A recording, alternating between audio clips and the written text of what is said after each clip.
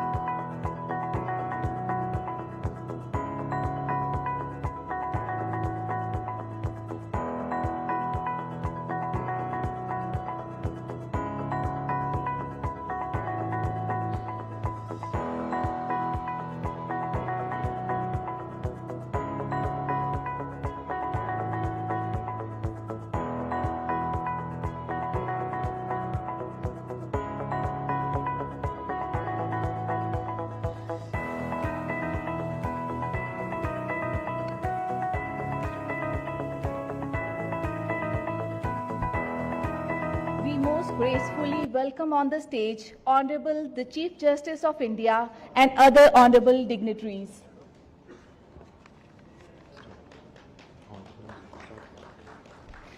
Honorable Mr. Justice Suryakant, the Chief Justice of India. Honorable Mr. Justice S. Anuddin Amanullah, Judge Supreme Court of India. Honorable Mr. Justice Rajesh Bindal, Judge Supreme Court of India. Honorable Mr. Justice Augustine George Massey, Judge Supreme Court of India. Honorable Mr. Justice Sheel Nagu, Chief Justice, Punjab and Haryana High Court. Honorable Mr. Justice Ashwini Kumar Mishra, Judge, Punjab Haryana High Court, cum Chairman, Computer Committee and Artificial Intelligence Committee, as well as Executive Chairman, Punjab State Legal Services Authority. Honorable Mrs. Justice Lisa Gill, Judge, Punjab Haryana High Court, cum Executive Chairperson, Haryana State Legal Services Authority. Honorable Mr. Justice Deepak Sibal, Judge, Punjab and Haryana High Court, cum Executive Chairman, State Legal Services Authority, UT Chandigarh. Honorable Mr. Justice Anupinder Singh Garewal, Judge, Punjab and Haryana High Court, cum Administrative Judge, Gurugram Sessions Division. We also extend a warm welcome to Honorable Judges of the High Court, Additional Solicitor General of India, Advocate Generals of the State of Haryana and Punjab, Chief Secretaries of Haryana and UT Chandigarh, Additional Chief Secretary Home and Jails, Haryana and Punjab, Senior Standing Counsel, UT Chandigarh, Principal Secretary Government of Punjab, Department of Jails, Director General of Police, Haryana, Punjab and UT Administration, Director General of Prisons, Haryana, Home Secretary UT Chandigarh, District and Session Judges and other judges from the states of Haryana, Punjab and UT Chandigarh, Additional Director General of Police Prisons, Punjab, Inspector General of Prisons, UT Chandigarh. President, Secretary, Bar Council of Punjab and Haryana, President, Secretary and other executive members of Punjab and Haryana High Court Bar Association, Senior Advocates from Punjab and Haryana High Court, Senior Officers from State of Haryana, Punjab and UT Chandigarh, distinguished industrial leaders, members of the print and electronic media, other respected dignitaries gracing this gathering, ladies and gentlemen, a very good evening to all of you. I, Amrinder Sharma, Additional District and Session Judge, and I, Harleen A. Sharma, Additional District and Sessions Judge, with profound humility and immense honor, welcome you all to the seminar on Empowering Lives Behind Bars, Real Change, the New Paradigm of Correctional Justice. Under the visionary guidance of the Honorable Punjab and Haryana High Court, this initiative reflects a progressive and humane vision that every person deserves an opportunity to learn, improve, and rebuild their life. This vision invites us to measure success not by how many we confine, but by how many we transform, not by the bars we build, but by the lives we rebuild. Our mission is clear: to convert every sentence served into an opportunity, every day in confinement into a constructive step, and every inmate into a future citizen equipped with dignity and capability. As we commence this sacred gathering, we do so in the exalted presence of Honorable the Chief Justice of India, Mr. Justice Suryakant. Honorable Lordship has often reminded us that justice is not merely about resolving disputes, but about protecting the innocent from being lost in the storms of circumstance. Uplifted by the gracious presence of Honorable the Chief Justice of India, we now proceed to begin the seminar. As we commence today's program, we uphold the tradition of lighting the ceremonial lamp, a symbol of justice, wisdom, and enlightenment. To begin this auspicious moment, may I, with utmost humility and profound respect, invite the honorable dignitaries on the dais to grace the stage for the lighting of the lamp.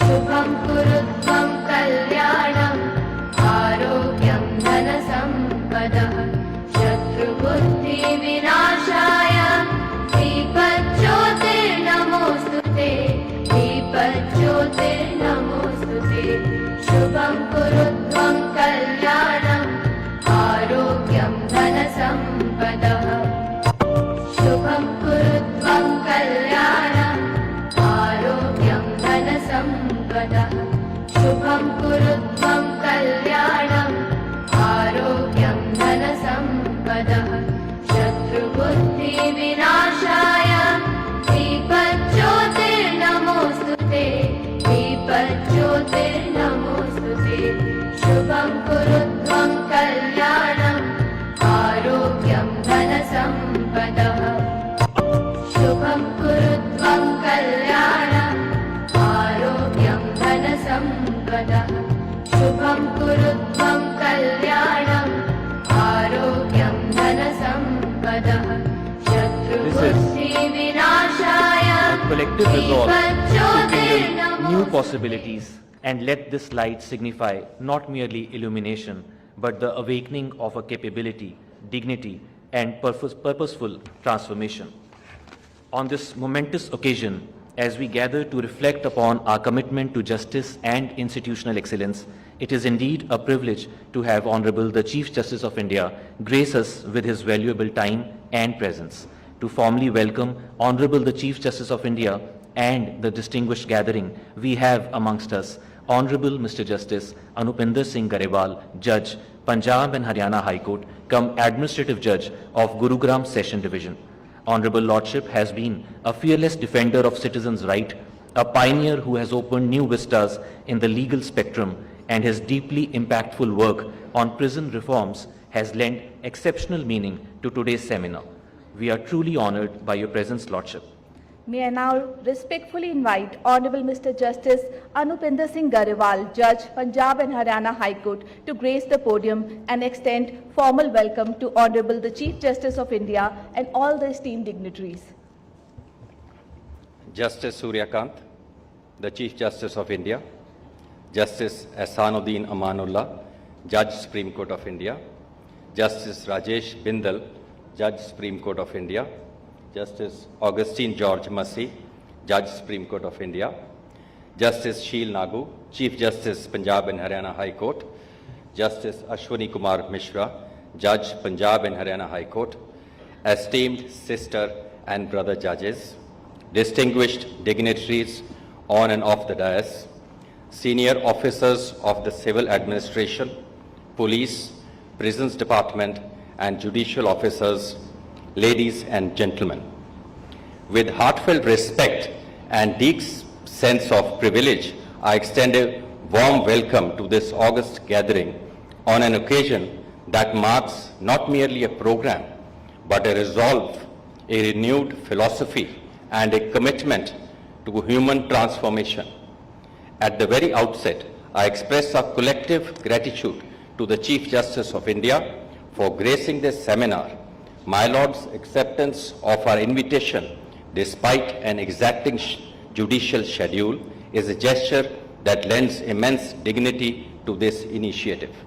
I am equally honored to welcome Justice Ehsanuddin Amanullah, Justice Rajesh Bindal, Justice Augustine George Massey of the Supreme Court, who have spared their invaluable time to be with us today. Presence of the Chief Justice of India reflects the judiciary's steadfast belief that all the courts are not merely dispensers of verdicts, but guardians of human dignity and catalysts of constructive change. As the administrative judge of the Gurugram Sessions Division, I also deem it my privilege to welcome all the senior officers and distinguished members of this event.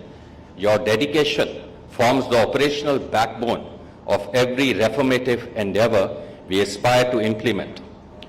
Today's seminar stands anchored in a principle that has illuminated Indian jurisprudence since ancient times, that justice is not fulfilled by retribution, but by reformation, not by isolating a life, but by reintegrating it with purpose. The launch of simultaneous skill development centers and ITI courses within our jails is a monumental step in that direction. It carries with it a quiet but powerful message that a prison sentence should not extinguish a person's capacity to hope, to learn, and to re-enter the social fabric.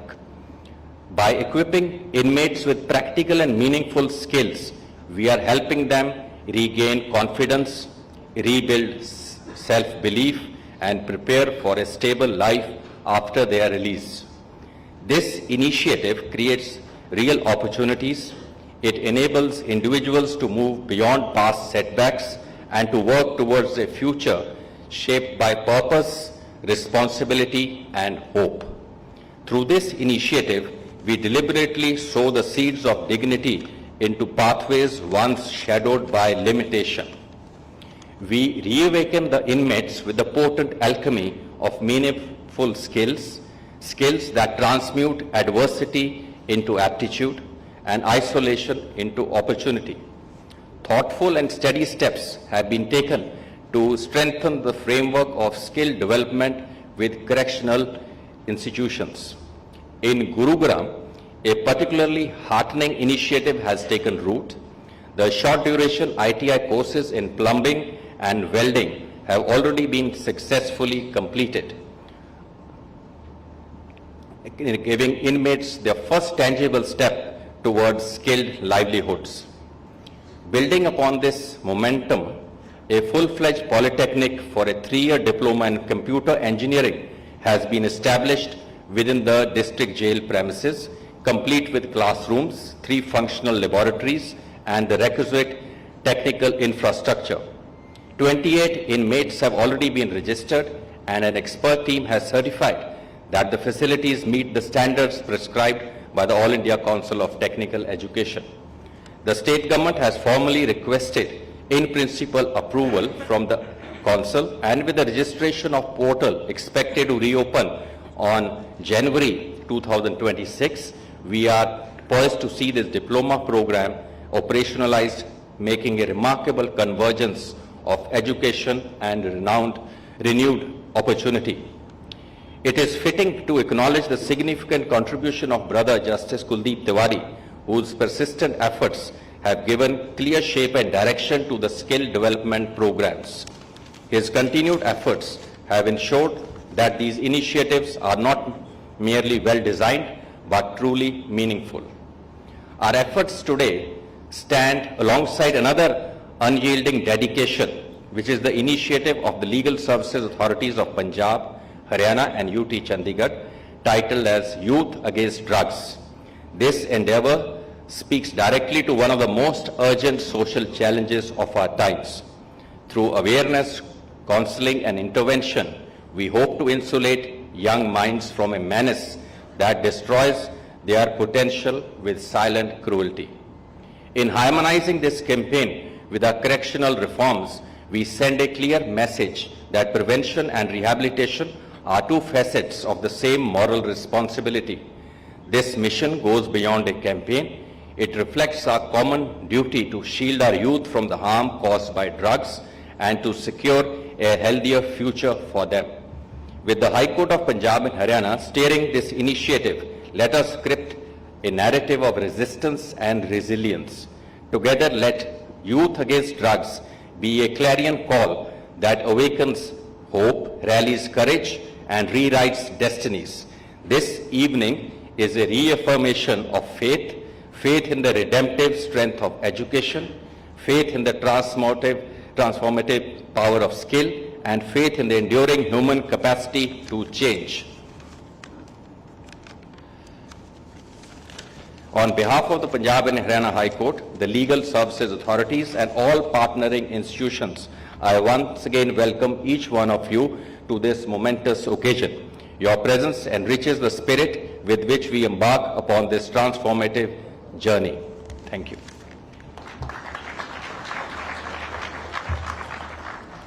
Thank you, Lordship.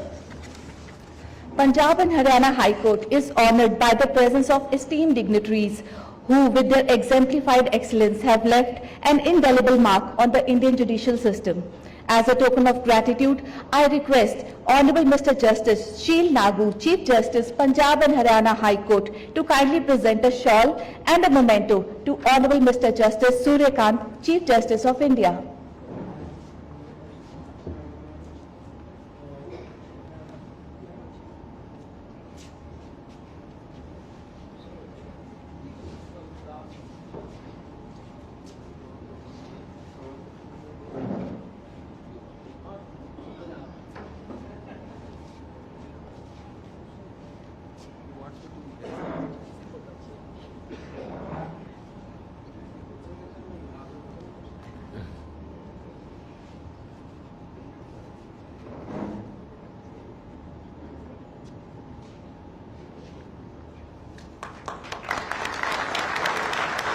We also present a memento which is a replica of the revered Gandhar Buddha sculpture. One moment, please. An exceptional artifact discovered during exploration by the Department of Archaeology and Museums, Haryana.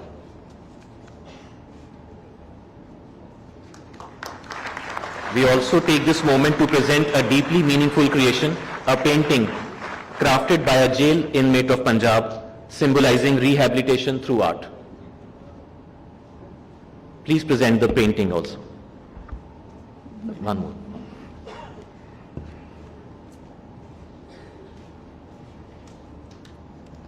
It has been specially crafted by a jail inmate of Punjab. Symbolizing rehabilitation through art.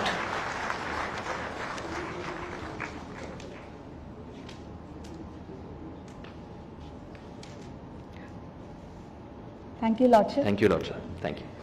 I now request Honourable Mr. Justice Ashwini Kumar Mishra, Judge, Punjab and Haryana High Court, to kindly present a shawl and a memento to Honourable Mr. Justice S. Anuddin Amanullah, Judge, Supreme Court of India.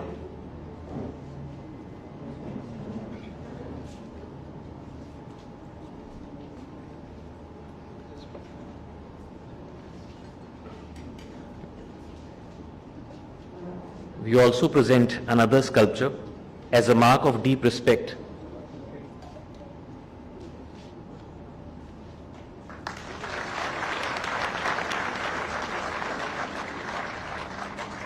This sculpture is a distinguished token steeped in our heritage. This is the revered Uma Maheshwara sculpture.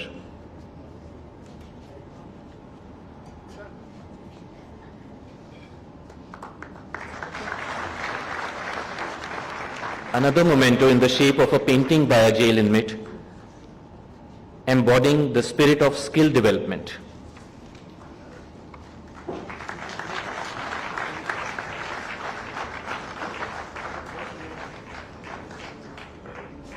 Thank you, Lordship.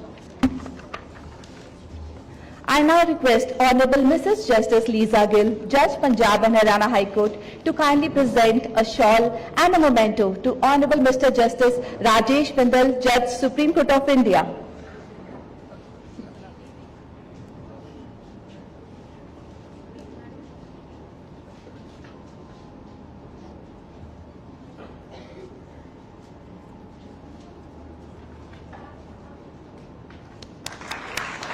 As a token of respect, another revered Uma Maheshwara sculpture recovered during archaeological explorations.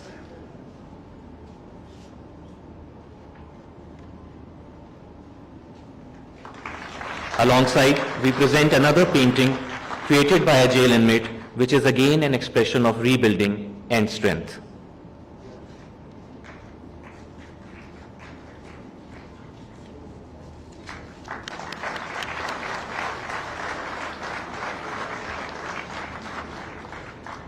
Thank you, Lordship. I now request Honorable Mr. Justice Deepak Sibal, Judge Punjab and Haryana High Court, to kindly present a shawl and a memento to Honorable Mr. Justice Augustine George Massey, Judge Supreme Court of India.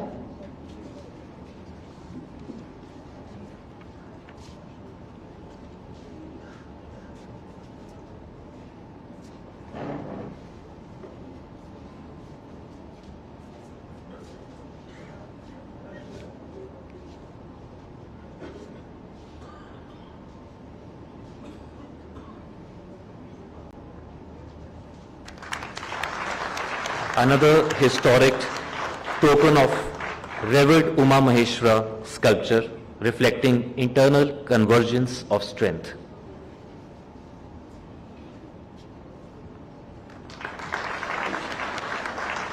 We also take this moment to present another remarkable painting, a tribute to the creative spirit that thrives even within confinement.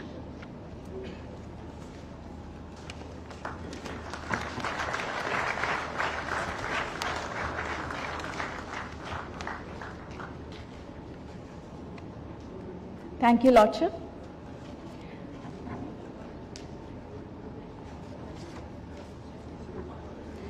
Every transformation begins with a single step, but progress begins when these steps are taken together. And today, each presentation marks a milestone in our collective journey of empowering lives behind bars. The vision we see taking shape today is a result of the steadfast commitment and clear-sighted leadership of the committee for making the VC system between trial courts and jails robust and rehabilitation and skill development of under-trial prison inmates. Moreover, in a profoundly commendable initiative, the Honorable Judges of the Punjab and Haryana High Court have chosen to grace their esteemed judges' pantry with the bakery products crafted by the inmates of Ambala prison, thereby honoring their effort and affirming a compassionate vision of inclusive progress. It is truly a brainchild of this committee which has led to this initiative shaped with conviction, compassion and an unrelenting pursuit of meaningful reform. We are also privileged by the presence of distinguished industrial leaders whose participation adds a vital dimension to this initiative. Your engagement strengthens the bridge between the rehabilitation and meaningful reintegration, opening pathways for dignified employment. We hereby begin with a presentation on Punjab's skill development journey. I request Shrimati Bhavna Garg, Principal Secretary, Government of Punjab, Department of Jails, to kindly present the initiative's achievements and the path ahead. I welcome you, ma'am, on the stage.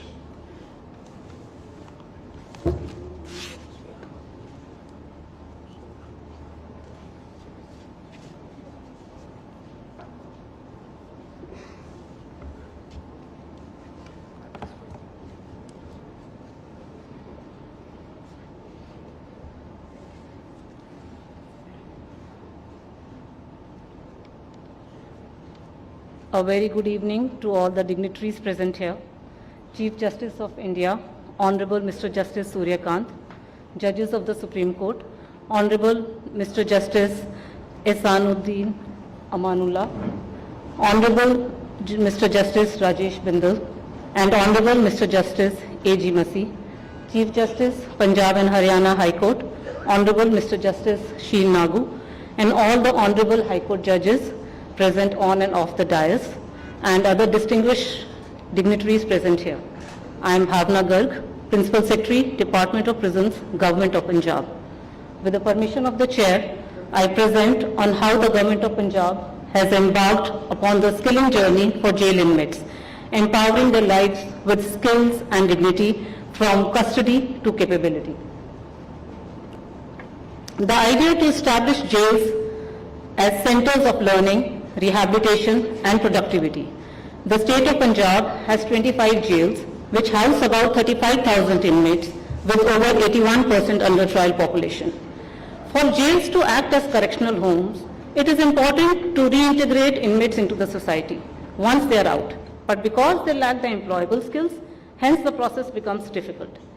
MHA provides national rehabilitation framework based on skill-led reforms so that inmates can earn a livelihood and hence recidivism is reduced. So far, our Punjab jails have been conducting 3 to 6 months short-term skilling programs. And since April 2024, about 900 inmates have got skilled. The present initiative is setting up of permanent industrial training institutes, ITIs, inside the jails with full-fledged trade-specific laboratories to conduct both long-term and short-term skilling programs, where the certificates are aligned to NCVT, the National Council of Vocational Education and Training, and National Skills Qualification Framework, with a nationwide recognition. Besides the trade-specific labs, we also have ICT labs as an integral part to promote digital literacy, and trainings will be conducted by qualified, experienced instructors, free of cost, and financial support will also be given to the trainees. 8 long-term trades are started in 11 central jails of the state, with 1,016 inmates enrolled in them: welder, electrician, plumber, computer operator, sewing, cosmetology, bakery, and woodwork.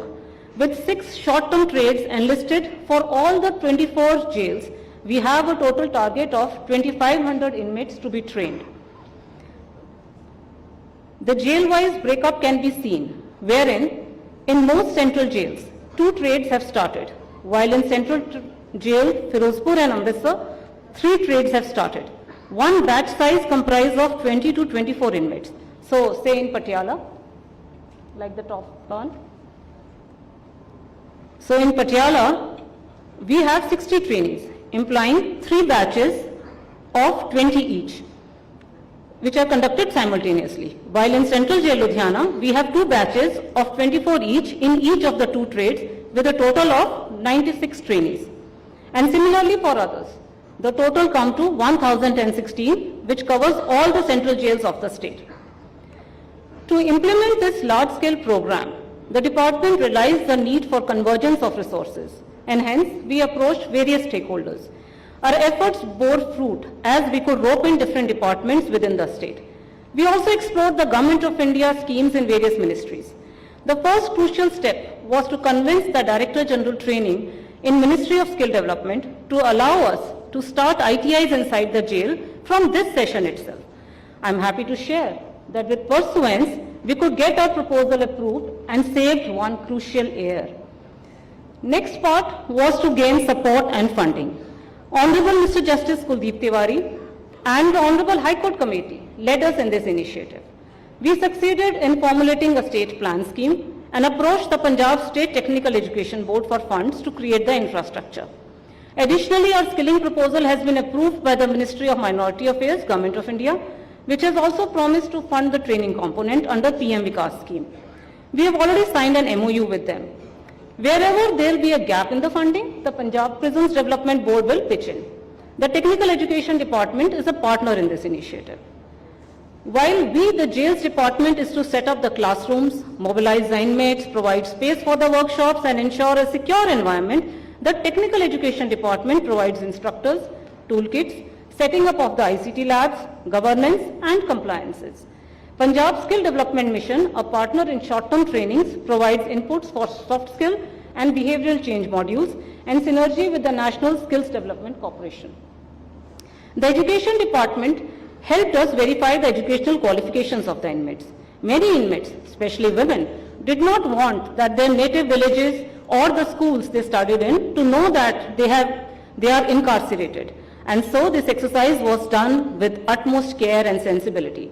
While I mentioned the role of these ministries earlier, with the help of the UIDI, we held Aadhaar updation camps for inmate identification, which ultimately helped us in their timely onboarding for the NCVT courses. The department prepared a detailed standard operating procedure outlining the roles and responsibilities at all levels, from policy approvals to coordination and fund management and ground level execution and quality assurance. Hence, we formed a state steering committee, a project management unit and a working group at the jail level. How did we go about it? Once we decided to conduct these courses, we shortlisted inmates assessing their education level and current skills. The working group then facilitated their counseling to impart information, assess their interest and seek willingness for a suitable trade. Industrially relevant vocational training is imparted by master instructors from the state ITIs, also with emphasis on digital literacy and soft skills. Real-time work in the jail factories should further hone their hands-on proficiency and gain industry-relevant exposure. The trainee details are also uploaded on the Skill India Udyam database to enhance their linkages with the MSMEs and other industries. Our skilling framework will facilitate career counseling and assist the inmate in documentation support like Aadhaar updation, opening of bank account and certifications. In case an inmate goes out on bail, parole or is released during the duration of a course, he shall be facilitated to join the nearby state-run ITI to continue and complete this course. Also, we hope on his release, getting a good conduct certificate from the jail should improve industry acceptance. Punjab has a network of district bureaus of employment and enterprise, which shall further assist the trainee in reintegration into society. These bureaus shall guide him towards self-employment and even secure loans under PM Vikas, PM Swanidhi and various bank-linked credit schemes. Linkages with the NGOs, rehab groups and industry partners will further support him in gainful employment, as we believe that improved employability will make him industry relevant. Financial independence will reduce recidivism and psychological stability will lead to stronger social integration. Now I shall share some snapshots from our jail ITIs. This is Central Jail Patiala, running electrician and welder courses.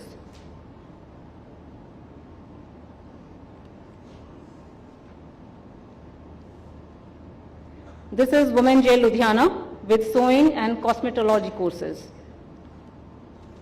Same courses are also run in the Women Jail Bhatinda. This is Central Jail Kapurthala with inmates taking computer lessons. Central Jail Ludhiana. Central Jail Firozpur. Central Jail Gurdaspur. Central Jail Amritsar. In fact, we have started all these ITIs in all the central jails of Punjab, sir. Besides,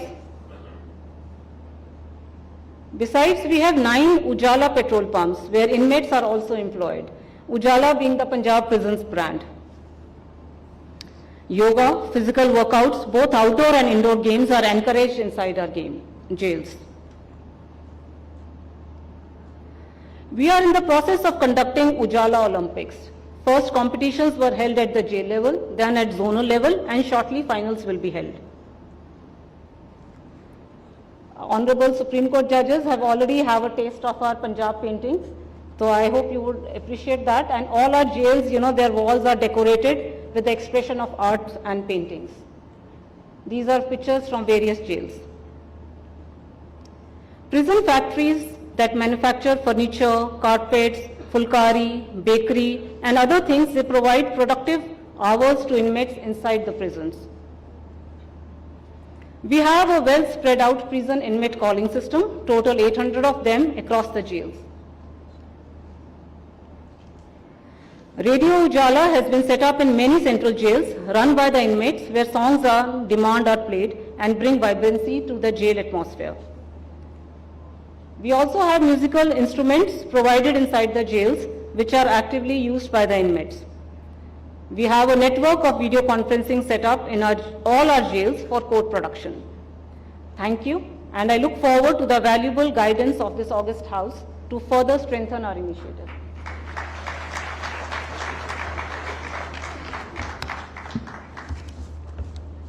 Thank you, ma'am.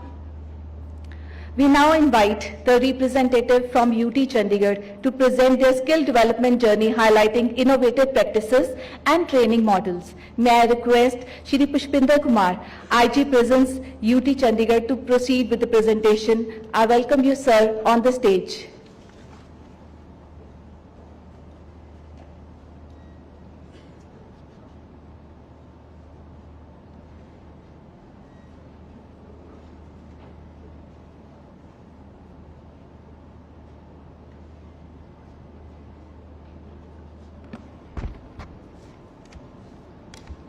Good evening, Honorable Chief Justice of India, Honorable Judges Supreme Court, Honorable Judges Punjab and Haryana High Court, other senior officers, distinguished guests.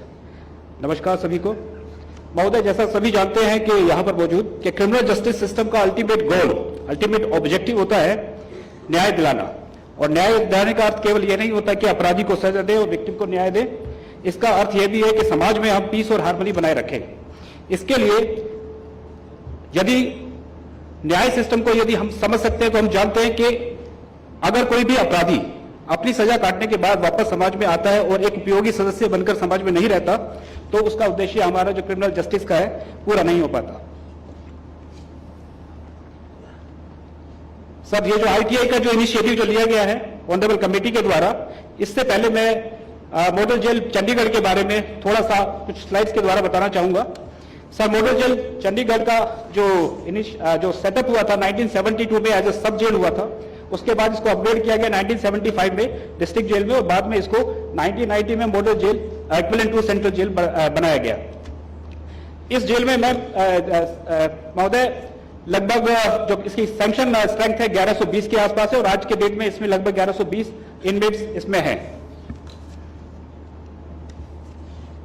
महोदय, मैं इन slides के द्वारा बताना चाहूंगा कि यहां पर इस आईटीआई के अलावा भी पहले से ही हम लोग स्किल डेवलपमेंट और रिफॉर्मेटिव मेजर्स के तौर पे कई एक्टिविटीज चलाते रहे हैं। जैसा कि स्लाइड से आप देख सकते हैं सर कि हमारे यहां पर मॉडल जेल में कारपेंट्री, वुडवर्क और बाकी सारी एक्टिविटीज अभी काफी तेजी से चल रही थी और उसमें जो कार्य है उनका, उस कार्य को सभी लोगों ने सराहा भी है। इस स्लाइड में आप देख सकते हैं सर कि कारपेंट्री और जो डेस्क और फ्रंट बेंच और जो एक स्पेशल हमारी जो यहाँ पे लेग टेबल्स चेयर्स होती हैं, इसके लिए यहाँ पर हमारे जो इनमेट्स हैं पूरी तरीके से पारंगत हैं और इनकी डिमांड भी हमारे यहाँ मार्केट में काफी है। इसके अलावा सर हमारे यहाँ पर ऑलरेडी जो सीविंग का जो कोर्स था इनफॉर्मल वे में पहले भी चलता था, यहाँ पर हम ट्रेनिंग देते थे। और इसके अलावा हमारे यहाँ पर जो भी हमारे स्कूल्स हैं या जो भी हमारे यहाँ पर जो बाकी डिपार्टमेंट्स हैं कि क्योंकि ये क्योंकि अप्रूव्ड सोर्स के तौर पे इसको हमने बनाया है, यहाँ से जितने भी डिपार्टमेंट्स हैं यहाँ से अपने यहाँ पे अपने डिपार्टमेंट के लिए, स्कूल्स के लिए यहाँ से प्रोक्योर करते रहे हैं।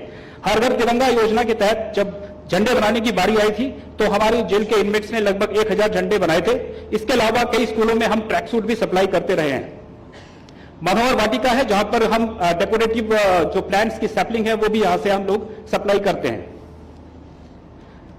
सर, चंडीगढ़ में रहने वाले ज्यादातर लोग जानते होंगे कि यहाँ की जो जेल की बनाई गई मिठाइयां हैं अपने आप में बहुत प्रसिद्ध हैं। इनको इनमेट्स पूरी जो यहाँ पर जो बनाया जाता है पूरे सही तरीके से जो इनको एनवायरनमेंट दिया जाता है, स्किल सिखाया जाता है और साथ ही साथ सेक्टर 22 में हमारा जो शोरूम है वहां पर इनकी बहुत डिमांड रहती है।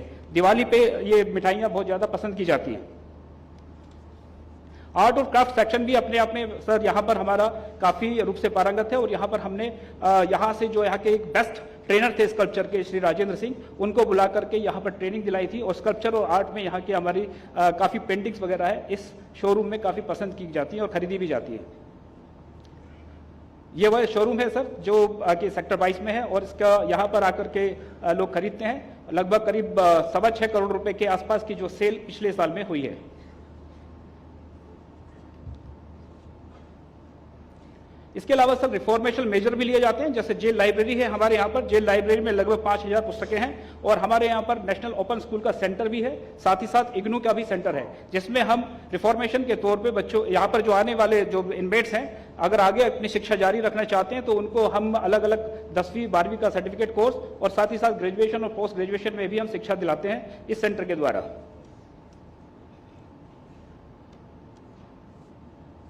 सर म्यूजिक सेक्शन, जैसा मैडम ने पहले आपने बताया कि हमारे यहाँ पर भी एक बाकायदा एक रेडियो स्टेशन है और यहाँ पर आकर के स्टूडियो में आकर के सभी इनमेट्स अपने अपने हुनर का परिचय देते हैं, साथ ही साथ रिकॉर्डिंग भी करते हैं और हम उनकी अच्छी रिकॉर्डिंग को बाद में उनको साथ में ले जाने के लिए भी देते हैं।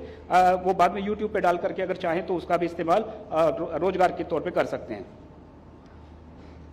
इसके अलावा सर हमारे पास और कई कल्चरल प्रोग्राम के अलावा कुछ हमारे पास कुछ एनजीओज होती हैं जो हमारे पास आती हैं और आकर के हमारे जो इनमेट्स हैं उनके साथ इंटरेक्शन करती हैं, जिसमें ब्रह्म कुमारीज हैं, दिव्य जागरण ज्योति संस्थान है जो कि उनको कैंडल बनाना और साथ ही साथ गुलाल बनाने की ट्रेनिंग देते हैं, गुलाल वगैरह या जो भी एक्टिविटीज होती है और साथ ही साथ वो खरीदने का भी प्रॉमिस करते हैं।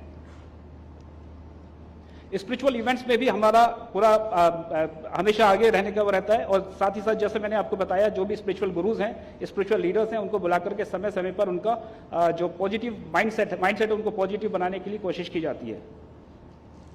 सर जीवन धारा, जिसको कि इंडस्ट्रियल ट्रेनिंग इंस्टीट्यूट जो कि एक ऑनरेबल कमेटी के द्वारा जो संस्तुति की गई थी, हमने इस जेल में शुरू किया है।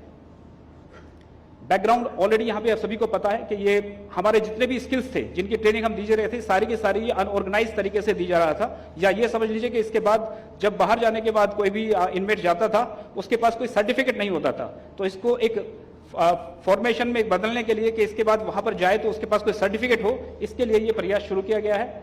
अभी हमने 2 कोर्सेज शुरू किए हैं सर जीवन धारा में। एक हमारे पास है जो सीविंग का कोर्स है और दूसरा है हमारे पास कारपेंट्री का। सर इसके लिए NCVT के द्वारा सर्टिफाइड ये कोर्स है, इसको ministry of skill development and entrepreneurship के द्वारा मान्यता दी गई है।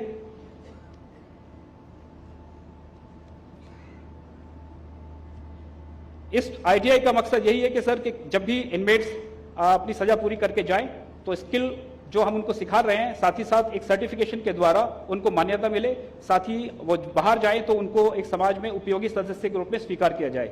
इसके लिए हमने मिनिस्ट्री ऑफ इसके लिए हमने डायरेक्ट जो डिपार्टमेंट ऑफ लेबर और डिपार्टमेंट ऑफ इंडस्ट्रीज हैं उनके साथ MOU भी साइन किए हैं सर, जिसमें हमने उनसे आग्रह किया है कि वो जब भी ये इनमेट्स बाहर जाए तो साथ ही साथ उनके लिए कोई भी ऐसे प्रयास किए जाएं जिसमें उनको रोजगार बाहर आसानी से मुहैया हो। ये वो एफिलिएशन सर्टिफिकेट है सर जो हमें NCVT से द्वारा दिया गया है। ये 2 कोर्सेज सर, वुडवर्क टेक्नीशियन का कोर्स जो 1 साल का है, जिसमें अभी तक हमें, क्योंकि हमारी जेल छोटी जेल है और उसमें इनमेट्स काफ़ी कम है, लगभग 250 के आसपास अभी आज की डेट में इनमेट्स कन्विक्ट है और ये केवल कन्विक्ट के लिए भी शुरू किया गया है। 19 मेल ने इसमें अपने आप को एनरोल कराया है। और दूसरा कोर्स सर जो कि स्विंग टेक्नोलॉजी के ऊपर है, ये भी 1 साल का कोर्स है। इसमें अभी तक हमारे पास 11 पुरुष कैदियों ने और 3 महिला कैदियों ने इसमें अपना एनरोलमेंट कराया है। एनरोलमेंट से पहले सर जो प्रक्रिया है उसमें उनको बाकायदा उनका स्किल को आइडेंटिफाई किया जाता है, फिर उसके बाद उनका एजुकेशन सर्टिफिकेट जो बेसिक मिनिमम है यहाँ पे 8th क्लास का, उसको देख करके साथ ही साथ उनका इंटरेस्ट देख करके हम उनको एनरोल करते हैं। ये सारे के सारे जो कोर्सेज हैं इसके लिए हमें सपोर्ट मिलता है department of education, technical education के द्वारा। वे हमें यहाँ पे जो ट्रेनर्स हैं वो देते हैं और साथ ही साथ मिनिस्ट्री ऑफ स्किल डेवलपमेंट की तरफ से भी हमें सहयोग मिलता रहा है।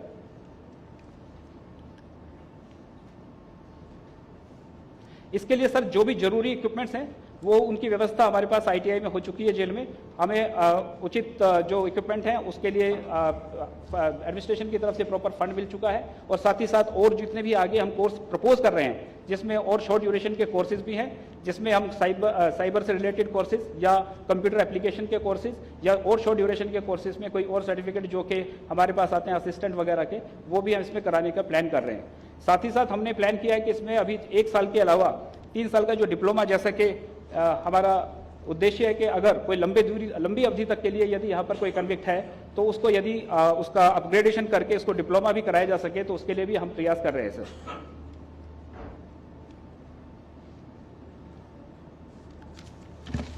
सर इसके अलावा सर हमने इसके जो छोटी सी मैं इसमें बता देना चाहता हूं कि सर इसमें जो ऑर्गेनाइज सेक्टर के अलावा हमने अनऑर्गेनाइज सेक्टर से भी आग्रह किया है, जैसे कि हमने काफ़ी फर्नीचर हाउसेज और कुछ गारमेंट फैक्ट्रीज उनके साथ भी आग्रह किया है कि वो भी जब इन लोगों के बाहर जाएं तो उनको ये प्रायोरिटी पे लेकर के इनको रोजगार मुहैया कराएं। धन्यवाद sir.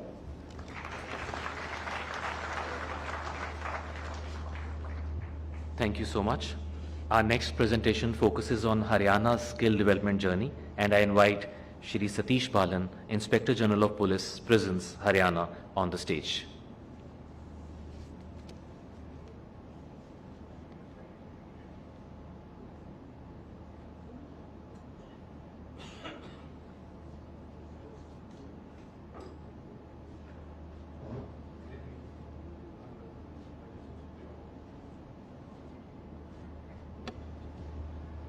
Good evening, Honorable Judges of Supreme Court, Punjab and Haryana High Court, respected dignitaries, esteemed colleagues and guests. Sir, I am here to present the transformational vision of the Punjab and Haryana High Court and Haryana Prisons Department, that is confinement to confidence. Reform, rehabilitate and reintegrate the inmates into the society. So we are guided by the ethos of hate the crime, not the criminal. Our department strives to ensure that prisons remain not the end of justice, but its continuation.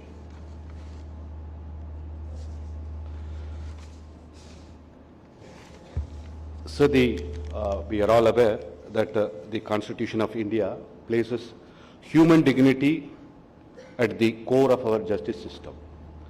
Our objective is not only punishment alone, but transformation.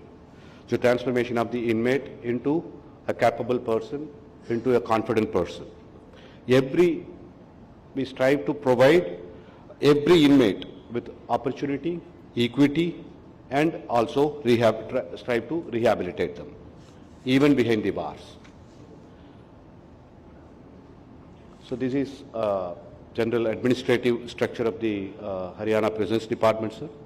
So though we are seeing a sharp manpower gap in Haryana prisons, there is almost 41% vacancies, especially at the lower level in the warder and supervisory ranks. Yet, despite functioning with less than 60% of the required staff, Haryana Prisons continues to deliver secure, humane and reform-focused correctional administration, maximizing every available resources within our department to uphold the mandate of justice and rehabilitation. So this is the overview of Haryana prisons, sir. We operate 20 district prisons and 2 open-air prisons with a designated capacity of 2,307.24. We have a population of 27,568 inmates. So we are operating at overcrowding of 116%, lesser than the national average, but still this overcrowding makes reintegration programs more crucial than ever. So this is the snapshot of the jail population, sir. The overcrowding varies from 100% to 147%. So because of the crime intensity of the districts.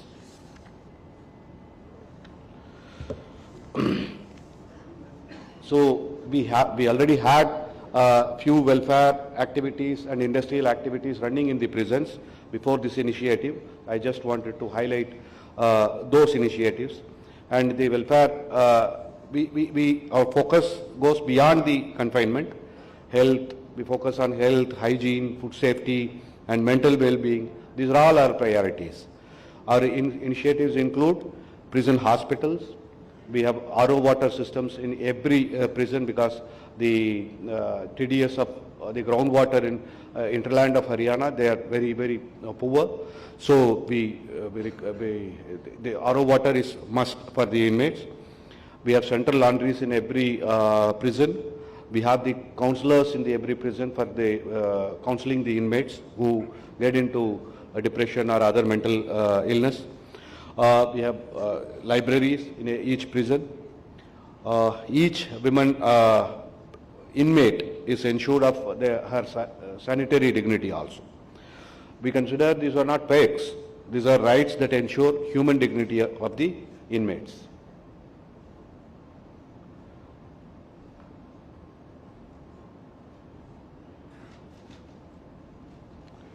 So these are the current industrial activities in our prisons, sir. So they vary from iron furnitures, wood furnitures. Our tents are very popular. The entire police department purchase the tent requirement of the department from the prisons only. We have oil mills. So entire oil consumption in the prison that is manufactured in the oil mills of the prisons only. The aloe vera products of Yamunanagar are very popular. It has very good market outside. And the bakery and sweets of Ambala and Yamunanagar again very popular. And we have the outlet just outside the Ambala prison. So there is, so in total the annual the revenue of all these products remains around 9 crores.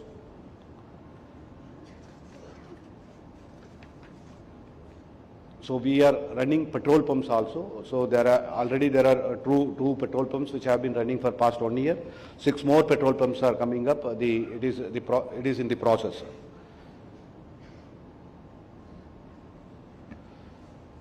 Now I am going to discuss about the vision of Punjab and Haryana High Court.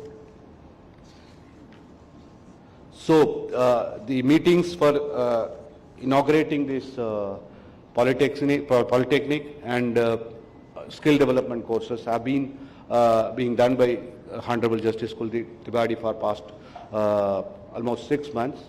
So he quite often repeats this statement: the true reform of a prison lies in how well it prepares a person for integration to society with dignity, with skill and with hope. Under his guidance, so the slide reflects judicial vision led by Honorable Justice Kuldeep Tripathi, who strongly upholds that reintegration is justice, it's not charity. Under his guidance and with the dynamic leadership of Dr. Sumita Mishra, IAS, Additional Chief Secretary Jails, and Shri Alok Rai, IPS, Director General of Prisons, Haryana, prisons in Haryana are transforming into centers of reform and human dignity. Visions and missions translate into real results only when there is a political will. So this, the vision and the mission statement given by the Punjab and Haryana has been actively supported by the Haryana government, and they have given the budget. They have facilitated, they have expedited each process to inaugurate this polytechnic today. So expedited each process to complete the procedures within 1 month. The Haryana government has shown firm commitment to this reform journey. And that is why we are able to inaugurate this important initiatives today. So our mission is focused on 3 R's: sir: reform, rehabilitate and reintegrate. We place education and skills as the foundation for transformation and future citizenship of these inmates. The objectives of these initiatives are very clear: to provide skill-based training linked with industry requirements. We are going to ask the industries in future what kind of skills they require, what kind of employees they would be in need of. Then based on their inputs, we will start the courses and we will give back the inmates for their industrial requirements. So to provide recognized ITI and diploma certificates for all those who undergo these courses, so valid certificates. So preparing these inmates for both government and private employment, to provide sustainable and self-employment for these inmates, and obviously we expect the reduction in the recidivism. Every trained inmate reduces future harm and increases certainly the future contribution.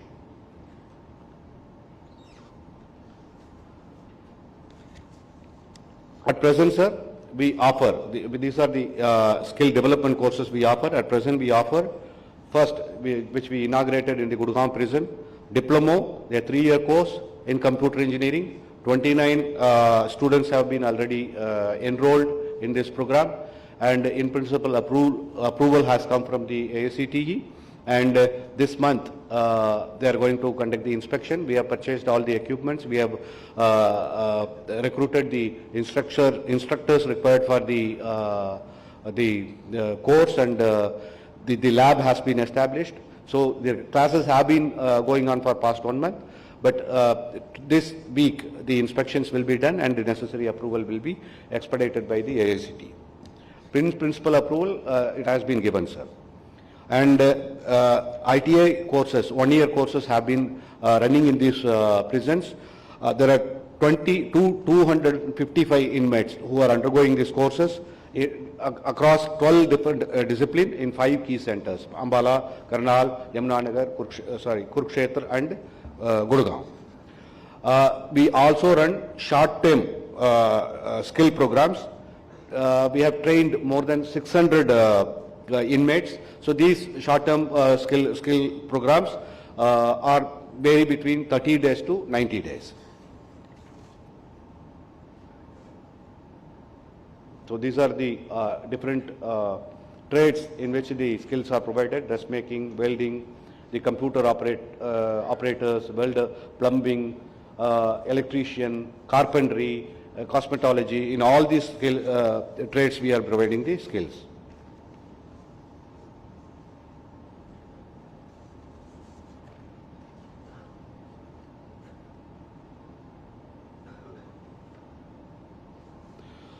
Sir, we foresee certain benefits out of these courses. When inmates, we expect when inmates re-enter society with skills, their livelihood won't be dependent on crime. Jobs, emotional stability, family support, these allow them to choose a lawful future complemented with these skills. So we expect there will be certainly some positive impact on the society. So this is a public safety strategy. Every rehabilitated inmate is one less person returning to crime and one more contributing citizen supporting Haryana's industrial growth.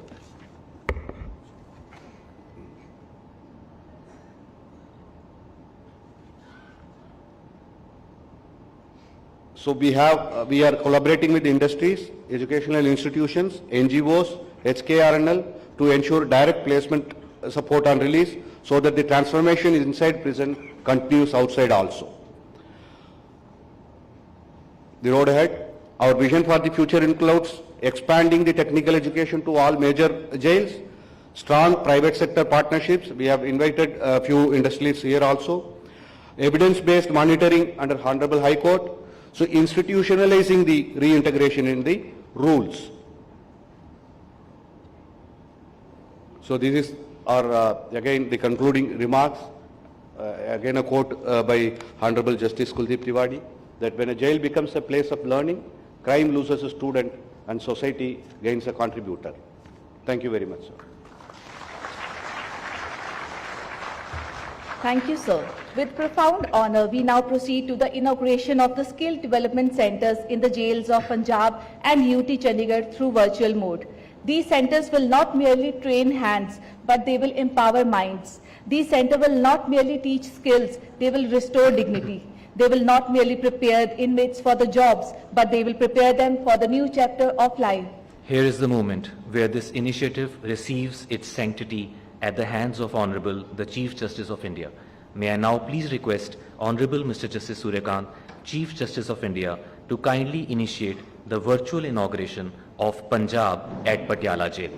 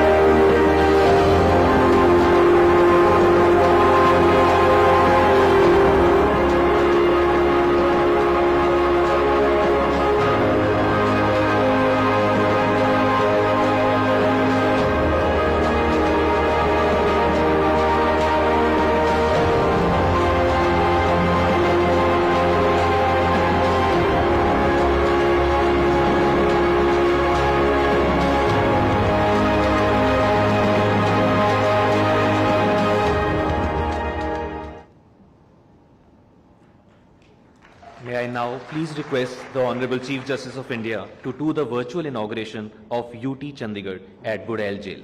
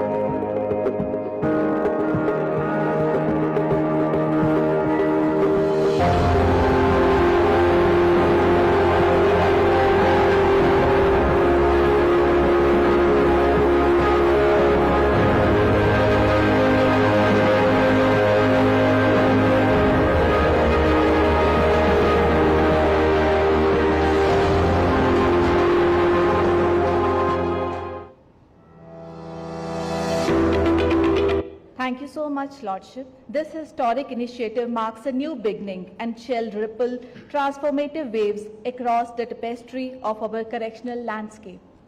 Today, we have the privilege of presence of Honorable Mr. Justice Ashwini Kumar Mishra, Judge, Punjab and Haryana High Court, come Chairman, Computer Committee and Artificial Intelligence Committee, also the Executive Chairman, Punjab State Legal Services Authority. Honorable Lordship is a legal luminary of exceptional depth and distinction. And on behalf of today's gathering, I extend a warm and respectful welcome to His Lordship, and with profound honor, I request Honorable Mr. Justice Ashwini Kumar Mishra to kindly deliver the address.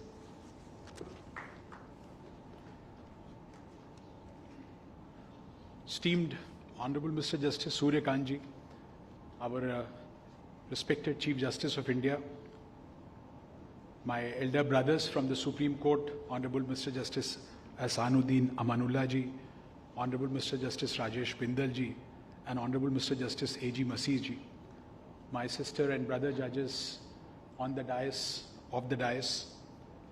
the senior officers of the government of Punjab, Haryana, and Chandigarh, the Advocate General Punjab who's there in the front, esteemed members of the Bar, members of the Legal Service Authority, members of print and other media, ladies and gentlemen.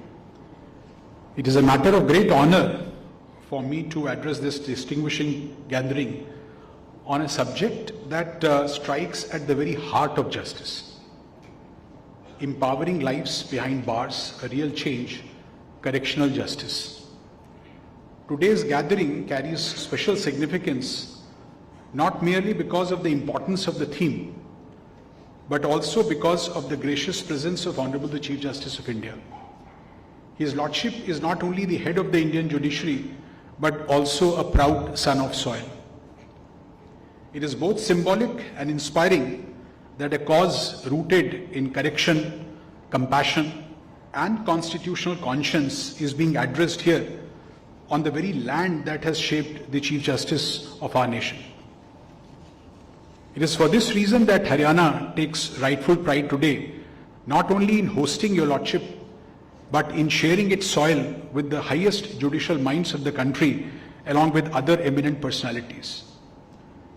India's criminal jurisprudence emphasizes reformation of the convict, and therefore does not conclude when conviction is recorded. In fact, in many ways, it begins there. Correctional justice, therefore, is not softness. It is wisdom. It is justice infused with humanity. The reformative theory of criminal justice recognizes a fundamental truth. Crime is not the symptom, not the disease. If punishment alone were effective, our prisons would be empty. The real question before us is not how long should a person be punished, but how well has the system prepared him to return to society. Correctional justice does not merely punish wrongdoing, it ensures reformation of an errant individual for his reintegration into society. I would like to read out a quote from Mr. Justice V.R. Krishna Iyer, as His Lordship observed in Muhammad Ghiyasuddin's case. And this is something which we all have heard, but I think this is the right occasion to remind ourselves. Every saint has a past and every sinner a future. Never write off the man wearing the criminal attire, but remove the dangerous degeneracy in him. Restore his retarded human potential by holistic healing of his fevered, fatigued or frustrated inside, and by repairing the repressive, though hidden, injustice of the social order, which is vicariously guilty of the criminal behavior of many innocent convicts. Law must rise with life, and jurisprudence responds to humanism.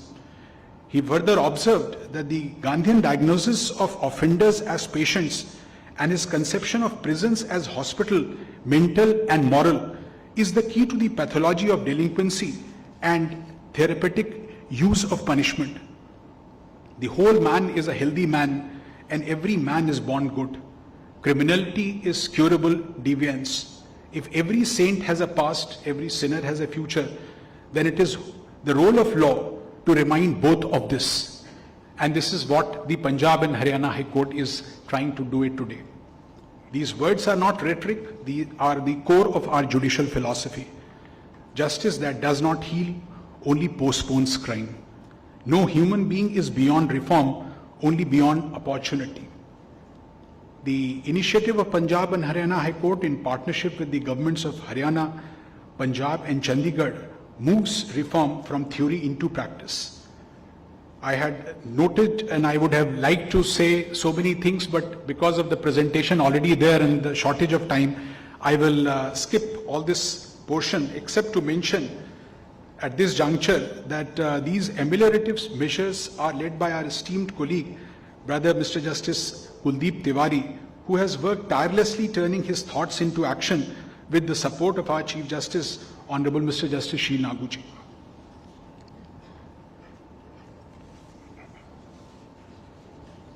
There are a number of things, except that one more paragraph. I would say that today's event also marks the beginning of a month-long campaign for eradication of drugs in the society. The month-long campaign, Youth Against Drug, is an attempt to ensure that our youth contributes to the growth of society and does not indulge in drugs, which may also lead to his involvement in crime. In a way, it is a correction before the event. Awareness today prevents incarceration tomorrow. Drugs do not merely destroy bodies, they destroy families, futures and faith. At the last, I would only say that when judges speak to youth, the law gains a human voice. The Indian judiciary has consistently affirmed that prisoners are not slaves of the state. Correctional justice, therefore, is not indulgence, it is public safety. Correctional justice is constitutional courage. Empowering prisoners protects society. A system that punishes alone produces bitterness. A system that reforms builds nation. Let our prisons not manufacture repeat offenders. but help in restoring responsible citizens. Let our courts not merely sentence, but shape futures. Thank you. Jai Hind.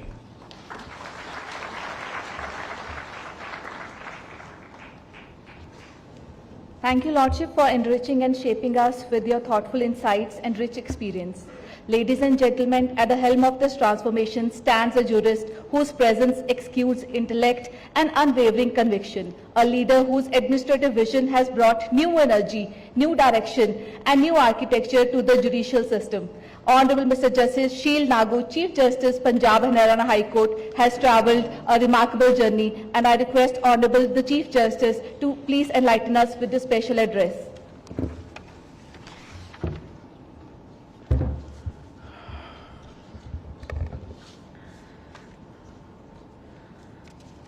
Namaskar and a very good evening to everyone. Honorable Mr. Justice Suryakant, Chief Justice of India, Honorable Mr. Justice Ehsanuddin Amanullah, Honorable Mr. Justice Rajesh Bindal, Judge Supreme Court of India, Honorable Mr. Justice Augustine George Massey, Judge Supreme Court of India, my esteemed sisters and brothers on the bench, Advocate General of Punjab, Chairman and other members of the Bar Council of Punjab and Haryana, President and other executive members of Bar Association, Punjab and Haryana, respected senior advocates, dear members of the Bar, media personnel, functionaries of the state of Punjab, Haryana, UT administration, ladies and gentlemen.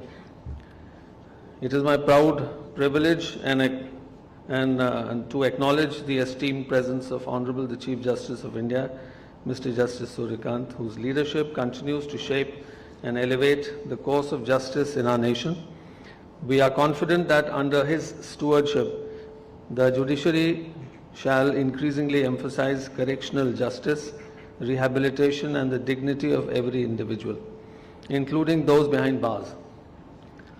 Thank you, sir, for being with us and gracing the occasion. I am equally privileged and honored to welcome Honorable Mr. Justice Ehsanuddin Amanullah, Honorable Mr. Justice Rajesh Bindal and Honorable Mr. Justice Augustine Massey, who are distinguished figures in the field of law and justice and true beacons of inspiration for many aspiring legal professionals. Sirs, your participation in this seminar reflects your deep commitment to the cause of justice, and we are truly grateful for your esteemed presence. Prisons give an impression of discipline and custody, but our Constitution through Article 21 does not stop at protecting life and personal liberty of free citizens, but extends even to those who are behind bars. Our constitutional ethos recognizes that every individual is amenable to change for the better. It is in this spirit that today's initiative must be understood. The inauguration of integrated skill development centers and ITI courses in the prisons of Punjab, Haryana and Chandigarh marks a decisive shift from custodial to reformatory ecosystem, which extends opportunity for reorientation, learning and reintegration into society. And perhaps the most importantly, it gives them a renewed sense of self-worth. What makes this initiative significant is that it is not confined to one jurisdiction, one department. Punjab, Haryana and Union Territory of Chandigarh have come together with a shared vision. This inter-institutional cooperation involving judiciary, the prison administration and the technical education departments represents a model for the entire country. Concept of reformation requires a bridge that transforms a trained inmate into an employable citizen. If an individual leaves prison with a certificate in hand and a job opportunity ahead, the journey of reform becomes meaningful. The objective is clear, that no individual should return to society unprepared or unsupported. I would also take this opportunity to acknowledge another initiative that intersects with today's theme, the Youth Against Drugs campaign, spearheaded jointly by the legal service authorities of Punjab, Haryana and Chandigarh. Drug abuse is not merely a criminal problem, it is a public health crisis, a social problem and an impediment to national progress. This august gathering reaffirms the judiciary's commitment that no life is beyond redemption and no human being is beyond the reach of reformation. While concluding, I would like to leave you with a thought from Justice Krishna Iyer, whose vision continues to illuminate this domain. When you open the gates of learning, you close the gates of crime. May our collective efforts continue to uphold the ideals of our Constitution and strengthen the foundations of a just and compassionate society. Thank you. Jai Hind.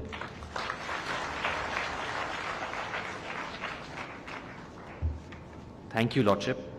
Today we have amongst us a man of sharp intellect, wide-ranging experience and exceptional warmth. He is none other than Honorable My Lords Augustine George Massey. May I please invite Honorable Mr. Justice Augustine George Massey for giving his address.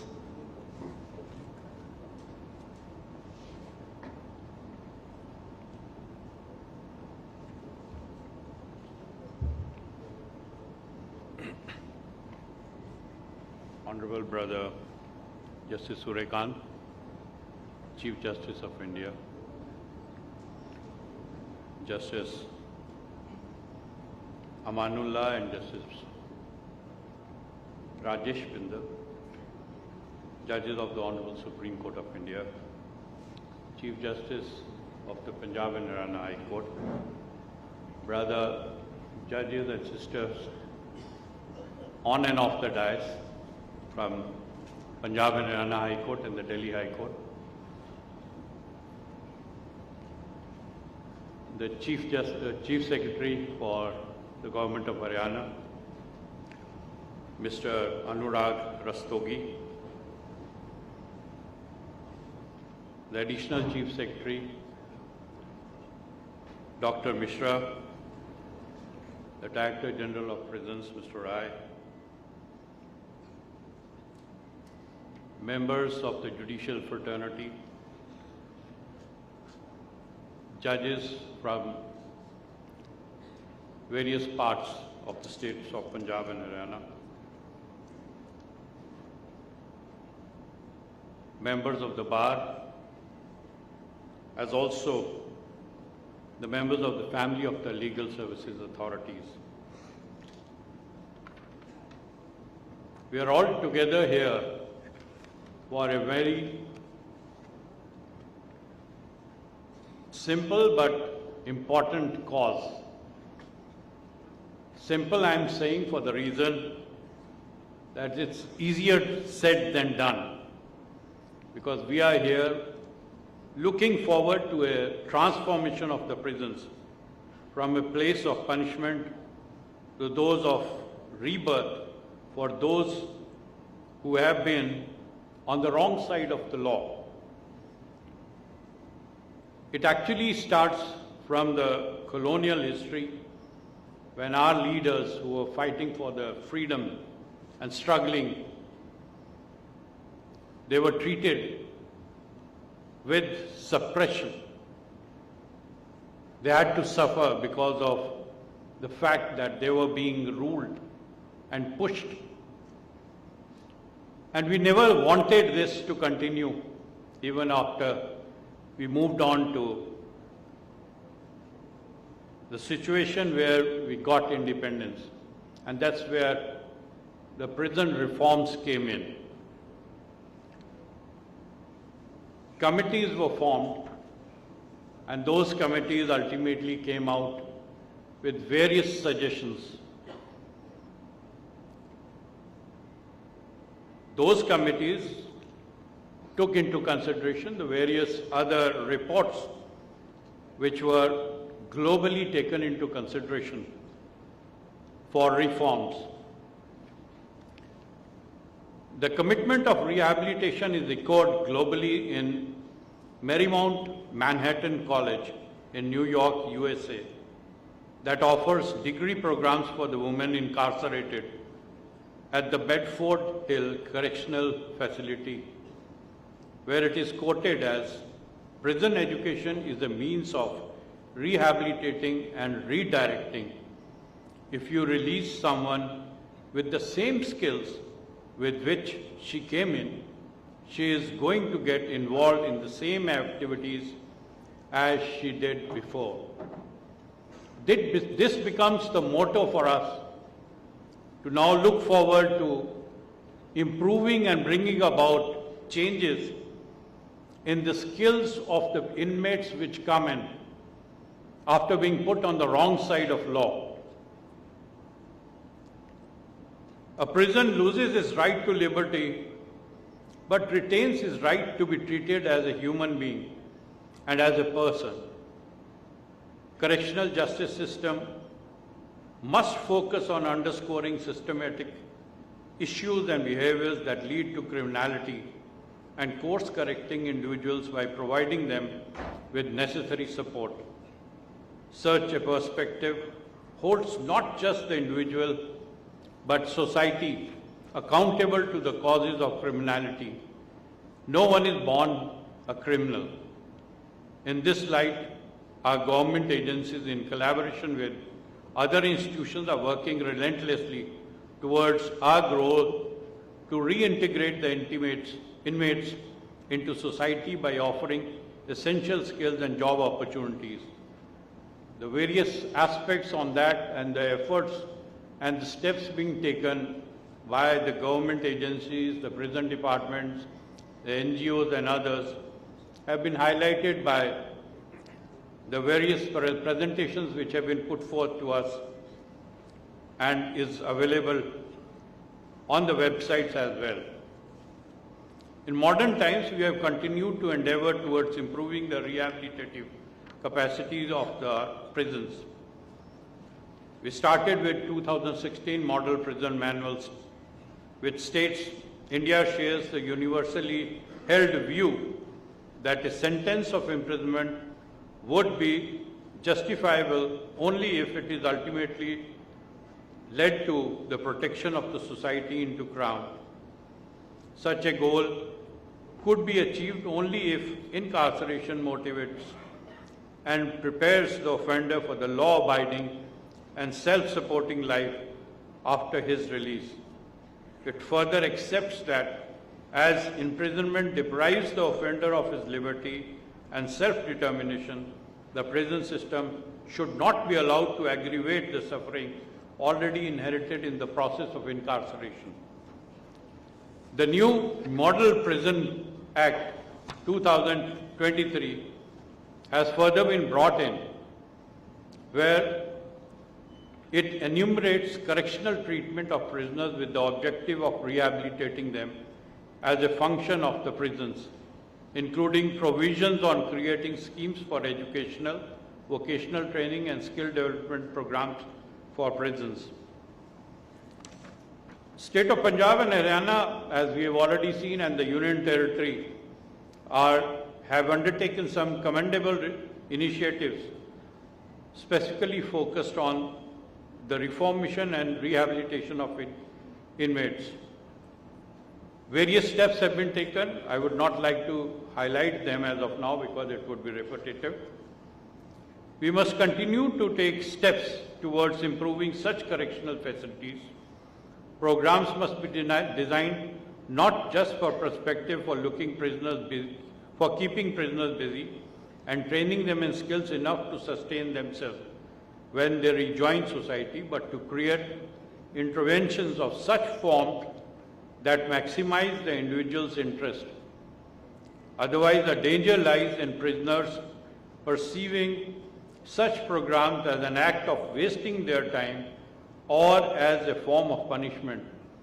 Reform must be conceptualized from the perspective of channelizing and guiding their energies to new and lawful paths. The best prison reforms focus on humanizing incarceration, prioritizing rehabilitation and reintegration, utilizing technology and implementing impactful programs to reduce reoffense, often guided by UN Mandela rules, shifting from pure punishment to preparing inmates for societal returns. In Norway in 1990s, it was found that roughly 70% of the released prisoners recommitted crimes within 2 years of their release. However, the system was overhauled, and that correctional model was in the form of giving them not merely punishment or further putting them to difficult situations, but bringing in reforms, which is now reflected in India, or which is also being used, which we call the open prisons. This concept, as is being made operational, with fewer restrictions, encouraging anatomy, autonomy, and farming vocational work, expanding these facilities, especially for low risk and nearing release inmates, is vital for skill development and post-release preparedness. In South Korea, emphasis on digital monitoring, where they use GPS anklets for low-risk offenders as an alternative to incarceration, which will ensure compliance with court orders and reduces jail overcrowding, which we are facing out here. As the data was projected, we are in fact having much more inmates than we do have the capacity for that. We can even look in for the concept of house arrest, where low-risk offenders can be kept and their movement can be tracked utilizing the technology. Another concept which is being now used and which is quite productive, which I think is in District Jail Karnal, where the initiative of Gaushala has been taken and is being given effect to, which reduces the focus of the prisoners from useless thoughts which may cross an idle mind and do some productive work. Reforms show a global shift from punitive justice to systems focused on human dignity and societal reintegration, recognizing that human treatment and skill building reduce crime and create safer communities is the aim and purpose of the reforms. I would therefore suggest that the states must swiftly adopt the Model Prisons and Correctional Service Act 2023 to replace the outdated 1894 Act. This legislative shift is crucial to formalize the emphasis on rehabilitation and reintegration. We should all endeavor to bring in those people who have, because of their situations in life, moved into and are now the inmates, so that they become productive and contribute to the further enhancement and being a part of the society. I wish and pray that the efforts which are being put in, especially by Punjab and Haryana, as also the UT, and the jails department along with the NGOs and the judiciary putting in its efforts with the legal services authorities taking the initiative, becomes a huge success, and we do not find people moving in not only successively but even doing something which is non-productive. Another aspect which I would like to highlight is an effort should be made to find out as to who all are likely to commit such crimes, which may lead them to being ultimately ending up in prison. If that effort could be made and our governments start thinking on such projects, this problem may to a great extent be taken care of. Thank you and wish you all the best for this endeavor.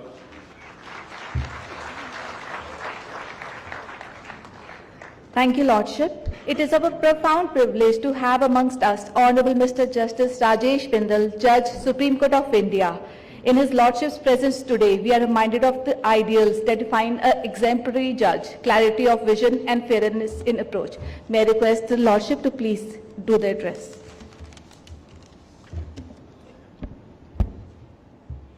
Head of our judicial family, Honorable Mr. Justice Suryakant, Chief Justice of India. Other sister and brother judges on our of the dais, I will not name all of the guests present here, dignitaries, because already number of time repeated. Seeing the time, I will use the technology. My brother is there, Justice Ashwini Mishra is in charge of computer committee, so I will just copy and paste. Now, दूसरी बात ये है कि अभी brother Amanullah बता रहे थे कि मैं हरियाणा में आया हूँ तो कुछ चेंज लग रही है, तो मैं उनको ये बता रहा हूँ कि यहाँ आके हिंदी निकलने लग जाती है. Seeing the time, I will only say a few words. कि आइडिया बहुत अच्छा है, इसमें कोई डाउट नहीं, everybody has said it, I will not repeat all this things. Crime के अंदर बहुत सारे लोग हमारे हार्डन्ड क्रिमिनल हैं, बहुत सारे सर्कमस्टांसिस के फोर्स्ड हैं. सो एक तो वो बड़ा डिफरेंस है. आई थिंक जो जेल अथॉरिटीज़ हैं हमारी, they can very well make out of that. Idea reform करने का है. कैपेसिटी से अबाउट 120% हमारे यहाँ इनमेट्स हैं. और इस आइडिया का पॉजिटिव इफेक्ट क्या है? अगर आप काम नहीं कराएंगे उनसे जेल में कोई, तो वो किसी न किसी गपशप में इधर उधर बैठेंगे, तो जो हार्डन्ड क्रिमिनल हैं उनके लिंक में आएंगे तो वो क्राइम में ही जाएंगे. तो बेटर आइडिया ये है कि सबको बिजी रखो किसी काम में. और भी बहुत सारी एक्टिविटी चलती हैं जेल में, और एक एक्टिविटी पार्ट हो गया जो आप जेल में फैक्ट्रीज चला रहे हैं, प्रोडक्ट बना रहे हैं. कुछ प्रोडक्ट बन भी रहे हैं. मेरे को याद है हम जब शायद छोटे थे, वकालत में भी नहीं आए थे, तो जेल से बहुत सारा सामान सप्लाई होता था. कोर्ट में भी लाइक बस्ते का कपड़ा था या जो फर्नीचर था, बहुत सारा जेल से आता था. अब वो सारी चीज़ें बंद हो गई. जेल के पास बहुत लैंड थी, फार्मिंग बहुत होती थी. अब वो सारी लैंड एक्सप्लॉयट करके वो अर्बनाइजेशन में चली गई, क्योंकि सिटीज़ एक्सपेंड कर गए, तो वो काम भी उनके पास नहीं है. तो कुछ एक्टिविटी हमारे को देनी पड़ेगी, चाहे हम इंडोर दें और आउटडोर एक्टिविटी नहीं है. तो एक तो उसके लिए हमारे को मार्केटिंग उनको देनी पड़ेगी, जो मार्केटिंग अभी लैकिंग है. जो मैं देखता हूँ कि बहुत सारे प्रोडक्ट बन रहे हैं पर मार्केटिंग नहीं है. अगर कोई शॉप है तो वो जब जेल के बाहर है, वो ऐसी जगह है जहाँ लोग जाने से वैसे ही कतराते हैं. तो बेटर आइडिया ये है कि कहीं हम प्रॉपर जगह उनको दें जहाँ लोग जा सकें. और जाने के बाद दूसरी चीज़ ये है कि आजकल ई-कॉमर्स का ज़माना है. कोई एक पोर्टल भी बना सकते हैं, जिसपे एक पोर्टल के ऊपर आप सारी प्रोडक्ट दो, आपके सारे प्रोडक्ट कॉम्पिटिटिव हैं, तो इट कैन बी देयर. तो ये एक्टिविटी की बात तो एक डिफरेंट होगी. सर्टिफिकेट हम दे रहे हैं उनको क्वालिफिकेशन का, ये अच्छी बात है. बट एक डिफ़िकल्टी ये है कि प्रोबेबली ये गवर्नमेंट जॉब में नहीं जा सकेंगे मोस्ट ऑफ देम, क्योंकि वहाँ तो एक क्लॉज है कि आपका क्रिमिनल बैकग्राउंड नहीं होना चाहिए. तो वो एक एंगल है which has to be thought over by the government also, कि किस किस क्राइम को वो माइनस करेंगे, किस किस क्राइम को वो नहीं लेंगे जॉब में. मे भी कोई छोटे छोटे क्राइम है, लाइक रिफॉर्मेटिव हम उसमें जा रहे हैं, तो वी शुड डू इट. दूसरा प्रॉब्लम आएगी एज बार. उनकी क्वालिफिकेशन तो ले लेंगे, गवर्नमेंट सर्विस के लिए एक फिक्स एज है, कोई रिलैक्सेशन है नहीं है उसमें ये नहीं पता. वो भी सारी चीज़ें गवर्नमेंट को देखनी पड़ेगी. और तीसरा एक और जो है, प्राइवेट सेक्टर में आपने लेके जाना है इनको. अगर तो एक आइडिया हमने करनाल में फ्लोट किया था, थोड़ा सा आई थिंक मशीन लगी हुई थी. एक प्राइवेट एंटरप्रेन्योर्स जो बिजनेसमैन हैं, इंडस्ट्रियलिस्ट हैं, उनकी मशीनें जेल में लगवा दी. रॉ मटेरियल भी वहीं से आ रहा है, प्रोडक्ट भी वो जेल के आदमी को ट्रेन करेंगे. मे भी वो अच्छे हैं तो बाद में रिलीज होंगे तो वो फैक्ट्री वाला उसको एम्प्लॉय कर लेगा.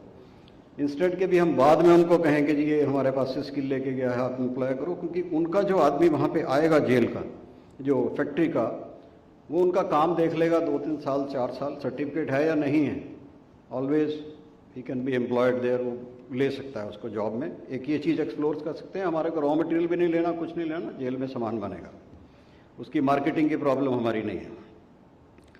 और एक्टिविटीज़ मैंने देखी हैं पंजाब हरियाणा में भी कई जेल्स में है, हरियाणा में ज़्यादा देखी मैंने एक्टिविटी। अब सूरजकुंड क्राफ्ट मेले में भी वो शॉप लगाते हैं, सेल है उसमें कुछ, बट स्टिल मार्केटिंग ज़्यादा चाहिए। और एक और भी चीज़ मैंने देखी कि कुछ स्किल ऐसे हैं वहाँ इनमेट्स के पास, जब वो चला जाता है तो उसके बाद वो स्किल पास ऑन नहीं हो रहा, पर बहुत अच्छे अच्छे स्किल हैं। और मेरे को याद है करनाल जेल में एक ये जो आपके मैगज़ीन हैं, इसको रोल करके वो फेविकोल से चिपका के बहुत सारी चीज़ें बनाता था, एक इनमेट था वहाँ पे। जब मैं दोबारा बाद में बात हुई, पता लगा कि जी वो तो रिलीज़ हो गया, अब तो वो बनता नहीं है सामान। तो बहुत अच्छी चीज़ें थी, बड़े फ्लावर पॉट, काफ़ी चीज़ें वो मतलब उसको बनाता था, सिर्फ फेविकोल से ब्रीक ब्रीक उसके वो बना के। जम्मू में भी बहुत काम होता है जेल में, मैंने देखा उनकी भी शॉप बाहर ही है, क्योंकि वो जेल सिटी के अंदर ही है। तो ये सारी चीज़ें ठीक है, स्किल भी हमने दे दिया। मेरे ख्याल अगर हम उनको स्किल देंगे सेल्फ एम्प्लॉयमेंट की तो वो ज़्यादा बेटर रहेगा। वहाँ किसी ने सर्टिफिकेट नहीं देखना, वहाँ कोई ये नहीं देखता, शॉप पे आते हैं कि भी इसके पास कोई क्रिमिनल बैकग्राउंड है या नहीं है, नॉर्मली शॉप खुल गई है तो ठीक है। एक उसमें स्टेप करने वाली जो बात है कि शायद किसी बैंकों से हमारे को लिंक करके कोई थोड़ा बहुत अगर उनको पैसा चाहिए कोई मशीन छोटी मोटी की खरीदने के लिए, तो वो भी हम थोड़ा सा कोऑर्डिनेट कर लें तो शायद ये ज़्यादा सोसाइटी में इंटरमिंगल होंगे।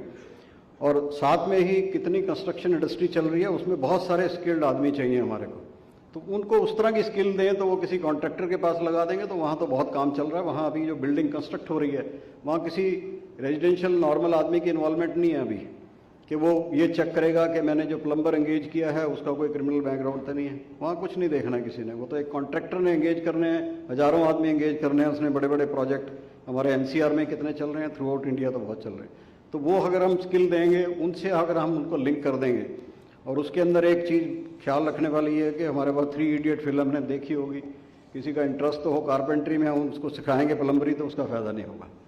तो आई थिंक ये बहुत अच्छा इनिशिएटिव है। आई कॉन्ग्रेचुलेशंस और best wishes also to the high court जजेस जो हमने इतना काम किया उन्होंने, और पंजाब एंड हरियाणा जो स्टेट्स हैं और यूटी है। इस प्रोजेक्ट को हमारा को छोड़ना नहीं है, लेके चलना है आगे, so that we can achieve something and be an example for the entire country. Thank you.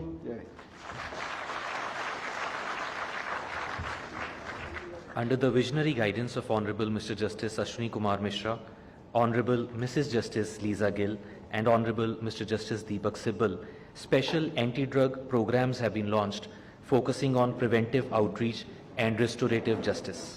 May I now request all the honorable dignitaries on the dais to kindly unveil the anti-drug awareness campaign brochures marking the formal inauguration of this collective endeavor.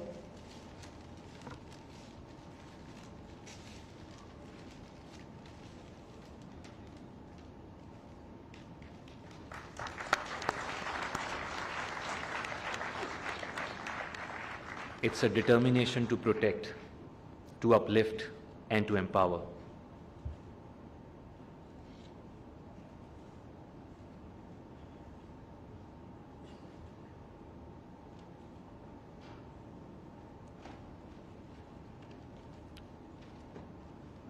We shall now take a brief moment to watch an audio-visual presentation.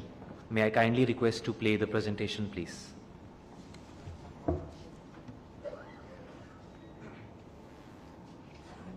The Punjab State Legal Services Authority presents a month-long statewide anti-drug awareness campaign, Youth Against Drugs, from 6 December 2025 to 6 January 2026.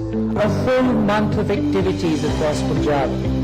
Awareness marches, school and college activities, debates, poster-making competitions, street plays, health camps, rehabilitation sessions. Participating in this campaign will be judicial officers, advocates, doctors, police, paralegal volunteers, gram panchayats, schools and colleges, NGOs and media. In prisons, legal literacy lectures, at religious places, special awareness programs, and in every district, a youth walkathon. Join the movement for a drug-free Punjab, and a rare Punjab is a secure Punjab. किसानों, जवानों और पहलवानों के लिए विश्व भर में प्रसिद्ध हरियाणा प्रदेश के लगभग हर उम्र के लोगों को आज नशे ने अपने चंगुल में फंसाया हुआ है। चिंता की बात तो ये है कि नशे का ये ट्रेंड युवाओं में कुछ ज्यादा ही फैला हुआ है। इससे जहां उनकी खुद की जिंदगी खराब होती है, वहीं परिवार और समाज का भी नुकसान होता है। नशे वगैरह से सिर्फ शरीर ही खराब नहीं होता, बल्कि जो मानसिक एबिलिटीज़ हैं, मेंटल एबिलिटीज़ हैं, वो भी बहुत ज़्यादा इफेक्ट होती है। तो ये सब छोड़ो और अपने वापस अपने देसी खाने और देसी रहन सहन पर आओ।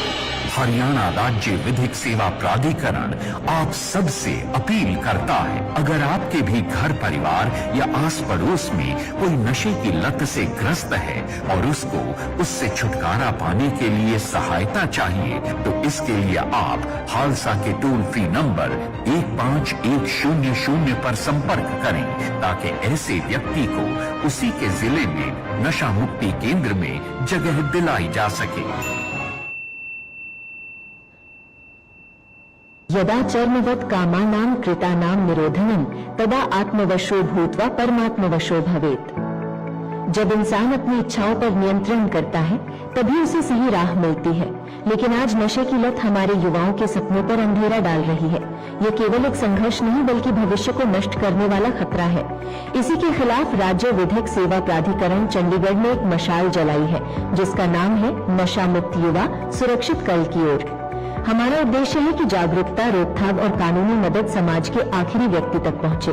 ये लड़ाई अब पूरे शहर की जिम्मेदारी बन चुकी है। आज स्कूल से लेकर कॉलेज तक छात्र उम्मीद के दूत बन रहे हैं। वे संकल्प ले रहे हैं जीवन को चुनने का और नशे को ठुकराने का। नुक्कड़ नाटक और जागरूकता अभियानों के जरिए हम हर घर तक ये संदेश पहुंचा रहे हैं कि हम नशे के खिलाफ एक मजबूत ढाल बनकर खड़े हैं। आइए हम सब मिलकर चंडीगढ़ को नशा मुक्त बनाने का वादा करें, एक स्पष्ट संदेश दें, नशे को दूर करें, जीवन में रंग भरें।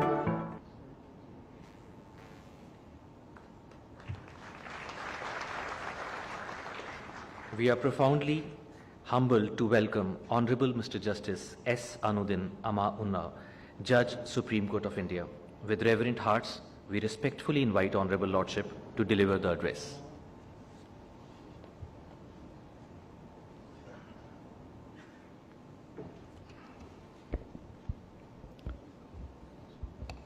Respected Chief Justice of India, Honorable Mr. Justice Suryakant, my dear brothers, Justice Rajesh Bindal, Justice Augustine Masih, dignitaries on the dais and off the dais. I am sorry I am restricting myself and not taking names. Almost everybody is known. To all my very dear friends, Namaskar, Sat Sri Akal, good evening and अस्सलाम वालेकुम। मेरा यहाँ बोलना एक chance है, आना भी chance था और बोलना तो ज़्यादा एक चांस हो गया। बट ये ऐसा एक टॉपिक है जो काफ़ी दिनों से मेरे दिल के करीब रहा है और आज मैं आपको सिर्फ चंद बातें बोलूँगा और वो भी मैं इंस्पायर्ड होकर ऑनरेबल चीफ जस्टिस से बोलूँगा, क्योंकि काफ़ी क्लोजली मैंने इनके आइडियाज़ शेयर किए हैं। Is been like a guardian for me, mentor. All of you, आप लोग सब कोई प्रशासन में, जुडिशरी में हैं, एक प्रयास है, पुलिस में है, प्रिजन डिपार्टमेंट में है, एक प्रयास है कि कैसे जो कॉन्विक्ट्स हैं या अंडर ट्रायल्स हैं, जिन्होंने कुछ अपराध किया है और जिन्हें सज़ा या तो हो गई है या अभी ट्रायल बाकी है, उन्हें कैसे प्रिपेयर किया जाए वापस समाज में आने का। चूँकि इतना इस पर बात हो चुकी है, मैं इस पर ज़्यादा ड्वेल नहीं करूँगा। मैं आपको आज एक दूसरे पहलू पर जो इससे बहुत जुड़ा हुआ है और हो सकता है वो पहलू इस रिहैबिलिटेशन इन द सोसाइटी में वो पहलू ज़्यादा इम्पोर्टेंट होगा। वो पहलू ये है कि हम कैसे इंश्योर करें सोसाइटी में उनकी एक्सेप्टेबिलिटी। आप आईआईटी बना दीजिए, आप डिग्री दे दीजिए, सब कुछ कर दीजिए, लेकिन अंत में तो उनको सोसाइटी को एक्सेप्ट करना है। जॉब सोसाइटी में ही मिलेगा, परिवार में प्लेस सोसाइटी में ही मिलेगा, समाज में ही मिलेगा। क्या हम उस मानसिकता को ला सके हैं कि एक अपराधी भले वो सच में अपराधी हो या ना हो, अपनी सज़ा काटता है, सज़ा काटने के बाद तो उसे प्योर हो जाता है। हम तीर्थ में जाते हैं, हम जाते हैं उम्रा में, हज में, क्या कॉन्सेप्ट है? हमारे गुनाह, हमारे पाप सब किसी के ऊपर, हम जानते हैं हम पापी हैं, सब ख़त्म हो जाता है, हमें नई ज़िंदगी मिलती है। और हम समाज में आके बोलते हैं कि मैं तीर्थ करके आया हूँ, मैं हाजी हो गया हूँ, और लोग हमें एक्सेप्ट करते हैं, रिस्पेक्ट करते हैं। क्या ये कॉन्सेप्ट हम अपने एक भाई, समाज के भाई कह लीजिए, अपने बुज़ुर्गों को जिन्होंने जेल में अपनी सज़ा काट के आए, क्या मैं उन्हें वो दर्जा देता हूँ कि इनके पाप भी धुल गए हैं? जो कानून में था, कानून का एक अपराध किया इन्होंने, और जब वापस आए मुझे इन्हें एक्सेप्ट करना चाहिए। मैं आपको एक छोटा सा बात बताऊंगा, क्योंकि I am also wanting to hear this Suryakant. जब मैं आंध्र प्रदेश में था लीगल सर्विसेज का एग्जीक्यूटिव चेयरमैन, तो राजमंड्री एक जगह है, वहाँ मैं गया, बहुत सारे इनमेट्स थे जो they're on the verge of coming out. तो एक से मैंने पूछा क्या करोगे? बोला अभी तो कुछ सोचा नहीं है, लेकिन कुछ उम्मीद नहीं है, बाहर में क्या करेंगे? हम लोग क्यों? परिवार। बोला परिवार में लोग तो एक्सेप्ट नहीं करेंगे क्योंकि मैं दागी हूँ, जॉब कोई देगा नहीं। मैंने उससे तो नहीं किया, बट मैंने ऑन द स्पॉट जिला प्रशासन को कहा कि हाँ वो एक थोड़ा सा कमर्शियली अच्छी जगह है। मैंने कहा कम से कम 5-10 पेट्रोल पंप ओनर्स, होटल, उनके 5-10 आदमियों को तुम 1 घंटे में जुटा सकते हो? उन्होंने जुटा दिया। मैंने उनसे आग्रह किया कि भाई देखिए ये कर क्या आ रहा है, इसे छोटा सा जॉब दीजिए, या तो बाहर चौकीदार का 6 महीना, 5 महीना, और अगर आपको कॉन्फिडेंस हो तो उन्हें आगे बढ़ाइए। वो एक्सपेरिमेंट काफ़ी सक्सेसफुल हुआ है, मुझे पता चला है, और सारे डिस्ट्रिक्ट्स में है। Slowly and slowly you accept. हम बना तो देते हैं इन्हें, और बनाना चाहिए भी, क्योंकि इन्हें एक्स्ट्रा अर्न करने का हम कैपेसिटी दे रहे हैं। जेल में रहते हुए इनको एक दिशा दे रहे हैं ज़िंदगी में कि मैं सार्थक ज़िंदगी को बनाऊं, और बाहर निकलूं तो मेरी कुछ इज्जत है। लेकिन इज्जत डिग्री से नहीं होती है। हमारे यहाँ ये भारतीय, ऑल ओवर इंडिया, ये मानसिकता है कि हमारा पास हमको कभी छोड़ता नहीं है। इस मानसिकता से निकलने के लिए हम लोग बैठे हुए हैं। ये जिम्मेदारी हम पर ज़्यादा है, ये उन पे नहीं है कि उनको मैं बना दूं, उनको बोलूं वो निकम्मा है, उसको कुछ बना दो। हर कोई कुछ ना कुछ कर लेगा। सोसाइटी में हर किसी के प्लेस है। ऊपर वाला जब बनाता है तो उसका रिस्क देख के भेजता है, वो कहीं ना कहीं कर लेगा। उसका भी एक परिवार है, परिवार रहेगा। लेकिन रियल इंटीग्रेशन, रिहैबिलिटेशन तब होगा जब हम लोग अपने समाज को इस लेवल पे पहुंचा दें कि जो सज़ा काट के आ रहा है या जो बाहर आया है उसे एक मौका और देना चाहिए, और फिर एक निर्णय पे लेना चाहिए। और उसके लिए ये जो आपके ITI हैं और डिग्रीज हैं, ये हेल्प करेंगे कि वो समाज में कॉन्फिडेंस हो सकता है कि ये केवल लोअर लेवल पे नहीं बल्कि एक अच्छे लेवल पे समाज में सकारात्मक रोल निभा सकता है। और जैसे जस्टिस बिंदल ने कहा, एंगेज एवरीबडी। अभी आंकड़े के हिसाब से ओनली 1% आर इन्वॉल्व। ऐसा होना चाहिए कि सबको इन्वॉल्व रहे। An idle man is the devil's workshop. आप म्यूजिकल कॉन्सर्ट, सबको शाम में भजन होगा, भाई 100 आदमी भजन ही गाएंगे, माइंड डाइवर्ट रहे, कॉन्फिडेंस बिल्ड हो। अभी मैं एक जगह, मैं नाम नहीं लूँगा उस अफसर का, मैं भावुक हो गया। उन्होंने इंट्रोड्यूस कराया कि ये रेडियो जॉकी है, बेचारा। ये अनुकंपा जो उस ऑफिसर के मुंह से निकला, वो मेरे दिल को छू दिया उसने। ये देखता है वो ऑफिसर संवेदनशील है, उसकी इसमें अनुकंपा था, वो समझ रहा था। उसने बोला कि वो यंग था, ये था। ये फीलिंग अगर आप में आ जाए ना, तो फिर आपका वो जॉब इजी क्या पड़ जाएगा। आपके जॉब में मैं गारंटी करता हूँ सक्सेस होगा। It should not be treated as a formality. ये चीज़ एक समाज की चीज़ है और इसमें कुछ हृदय से लगना पड़ेगा।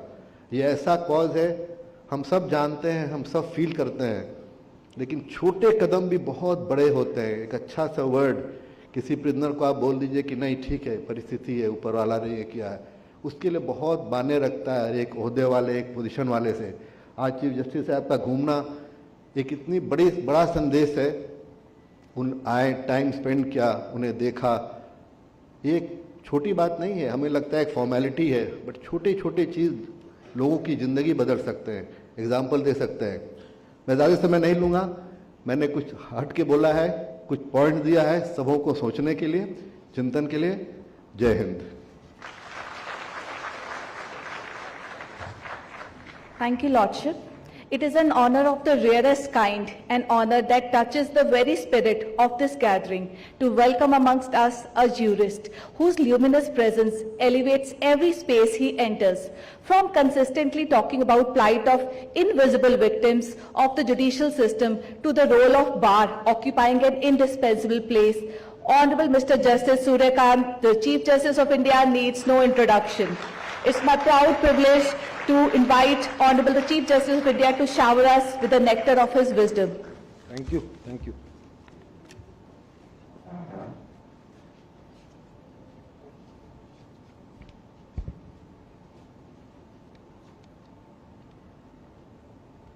My esteemed colleagues from the Supreme Court, Justice Ehsanuddin Amanullah, Justice Rajesh Bindal, Justice Augustine George Massey, Justice Sheel Nagu, Honorable Chief Justice of Punjab and Haryana High Court, on the dais Justice Ashwini Mishra, Justice Liza Gill, Justice Deepak Sibal, Justice Anupinder Grewal, all executive chairpersons of the State Legal Service Authorities and the High Court Legal Service Committee, as also Justice Grewal being the Administrative Judge of Gurugram Session Division, distinguished judges of the Punjab and Haryana High Court, and of course Delhi High Court, Advocate General Punjab, Senior Advocates, Shri Anurag Rastogi, Chief Secretary Haryana, Dr. Sumita Mishra, Additional Chief Secretary, Mr. O.P. Singh, DGP, Mr. Alok Rai, Director General Prisons, Mr. Mandeep Brad, Home Secretary, UT Administration, Mr. Samarpreet Hooda, Director General of Police of Chandigarh and Haryana. I believe Mr. D.S. Desi, former Chief Secretary, is also present with us. Registrar General of the Punjab and Haryana High Court, learned District and Session Judge, Gurugram Session Division, judicial officers from the states of Punjab, Haryana, very distinguished senior advocates and members of the bar, Commissioner of Police, Civil Administration, senior officers of the states of Punjab and Haryana who are also present here to grace this occasion, members of the state legal service authorities, members of the legal fraternity, Ms. Bhavna Garg is also there with us, Principal Secretary, Department of Jail, Punjab Government, friends from media, ladies and gentlemen. I know that we are getting late. I will try to speak as short as possible. I will just share my certain views on this subject. Thank you very much for inviting me for this today's event. When yesterday night I was just penning some my thoughts on the subject, I recollected Lord Buddha, what he said in Dhampada, and I quote, "He who counters the wrongs of their past with acts of good brings clarity and light to the world, like the moon finally emerging from behind the clouds." While these words may by themselves hold tremendous moral weight, I would like to share the story behind this verse, but very briefly pointing out that Buddha said these words in the background of a notorious criminal, Angulimala, who used to indulge in pervert crimes and would always wore the fingers of the victims whom he will kill and he will convert their fingers into garland. In the forest, Lord Buddha met him, and he wanted to kill Buddha also. And that conversation for a few seconds, that message Lord Buddha gave to him, completely changed the personality of Angulimala. He became a monk, dedicated the remaining life to the service of the society, and eventually he died not as a symbol of fear, but as a testament to what human beings are capable of when they are offered a path back. Whether every individual can change to the same dramatic degree is not the point of today's seminar.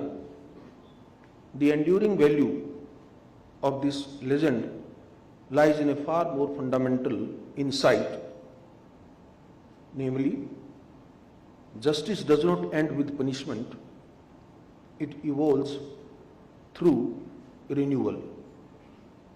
And renewal becomes possible only when society is prepared to see individuals not through the narrow lens of what they once did, but through the wider horizon of what they may yet become.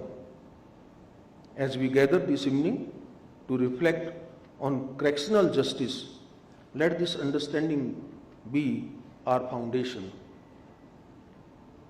We know that, and through the entire globe, whether it's Europe, East Asia, Africa, or Latin America, all have steadily moved away from the impulse of an eye for eye theory, and that school of thought is renownedly followed in the Indian criminal justice system also, where we undoubtedly believe in a reformatory and not retributive approach. My own judicial philosophy has long aligned with the global and domestic India.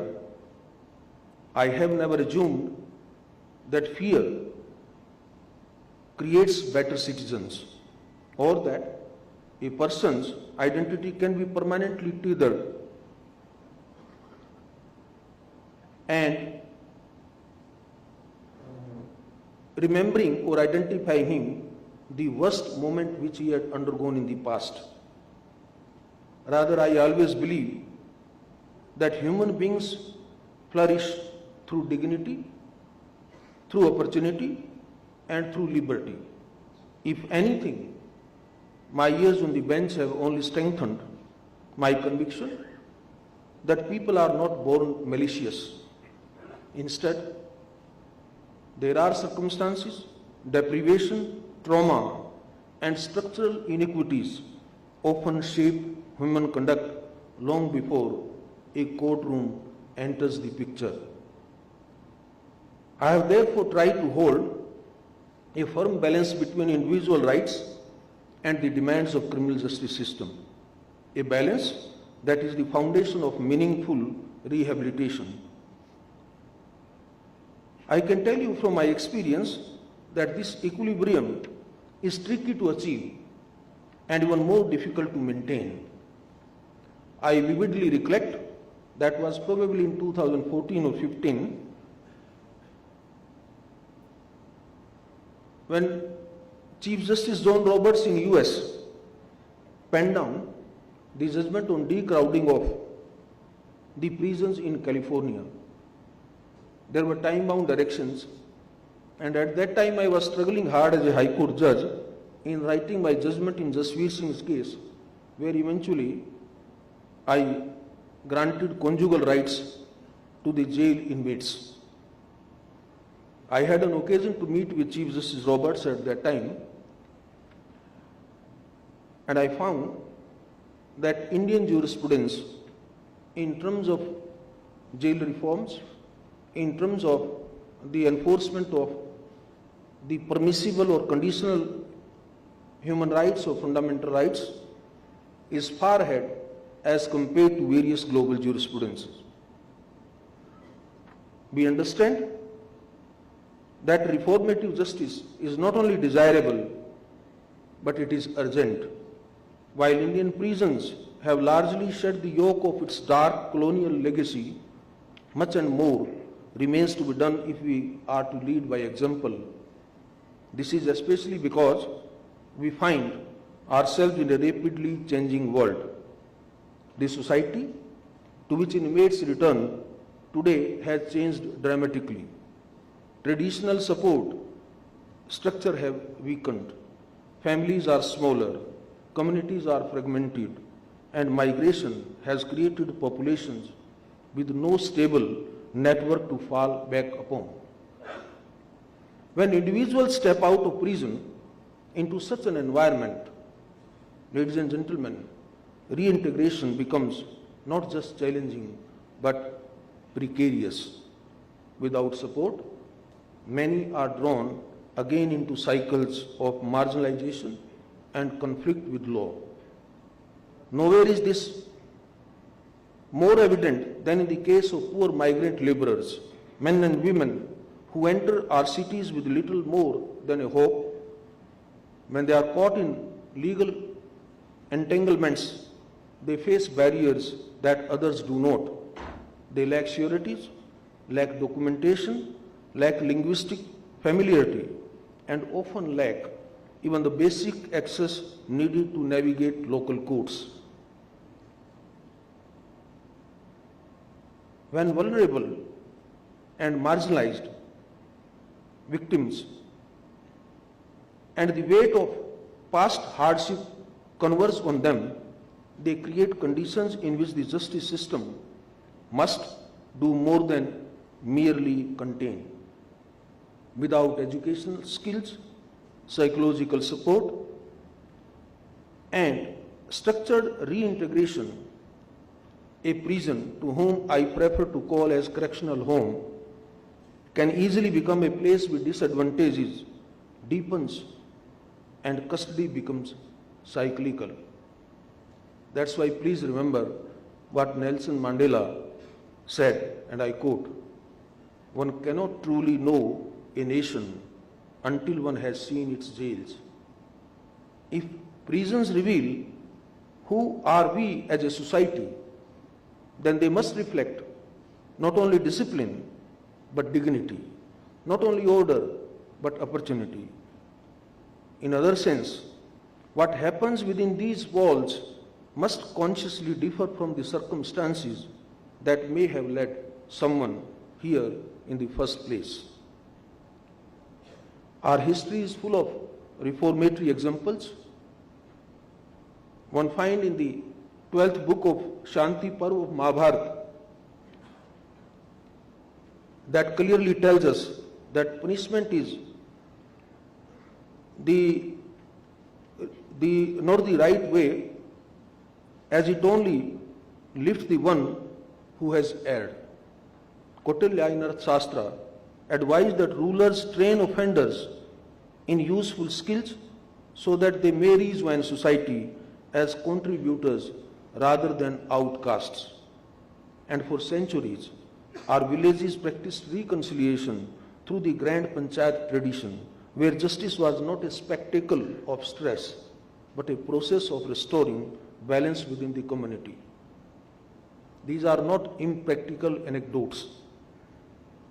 They form part of a long intellectual lineage that saw justice and compassion not as opposing forces, but as complementary ones.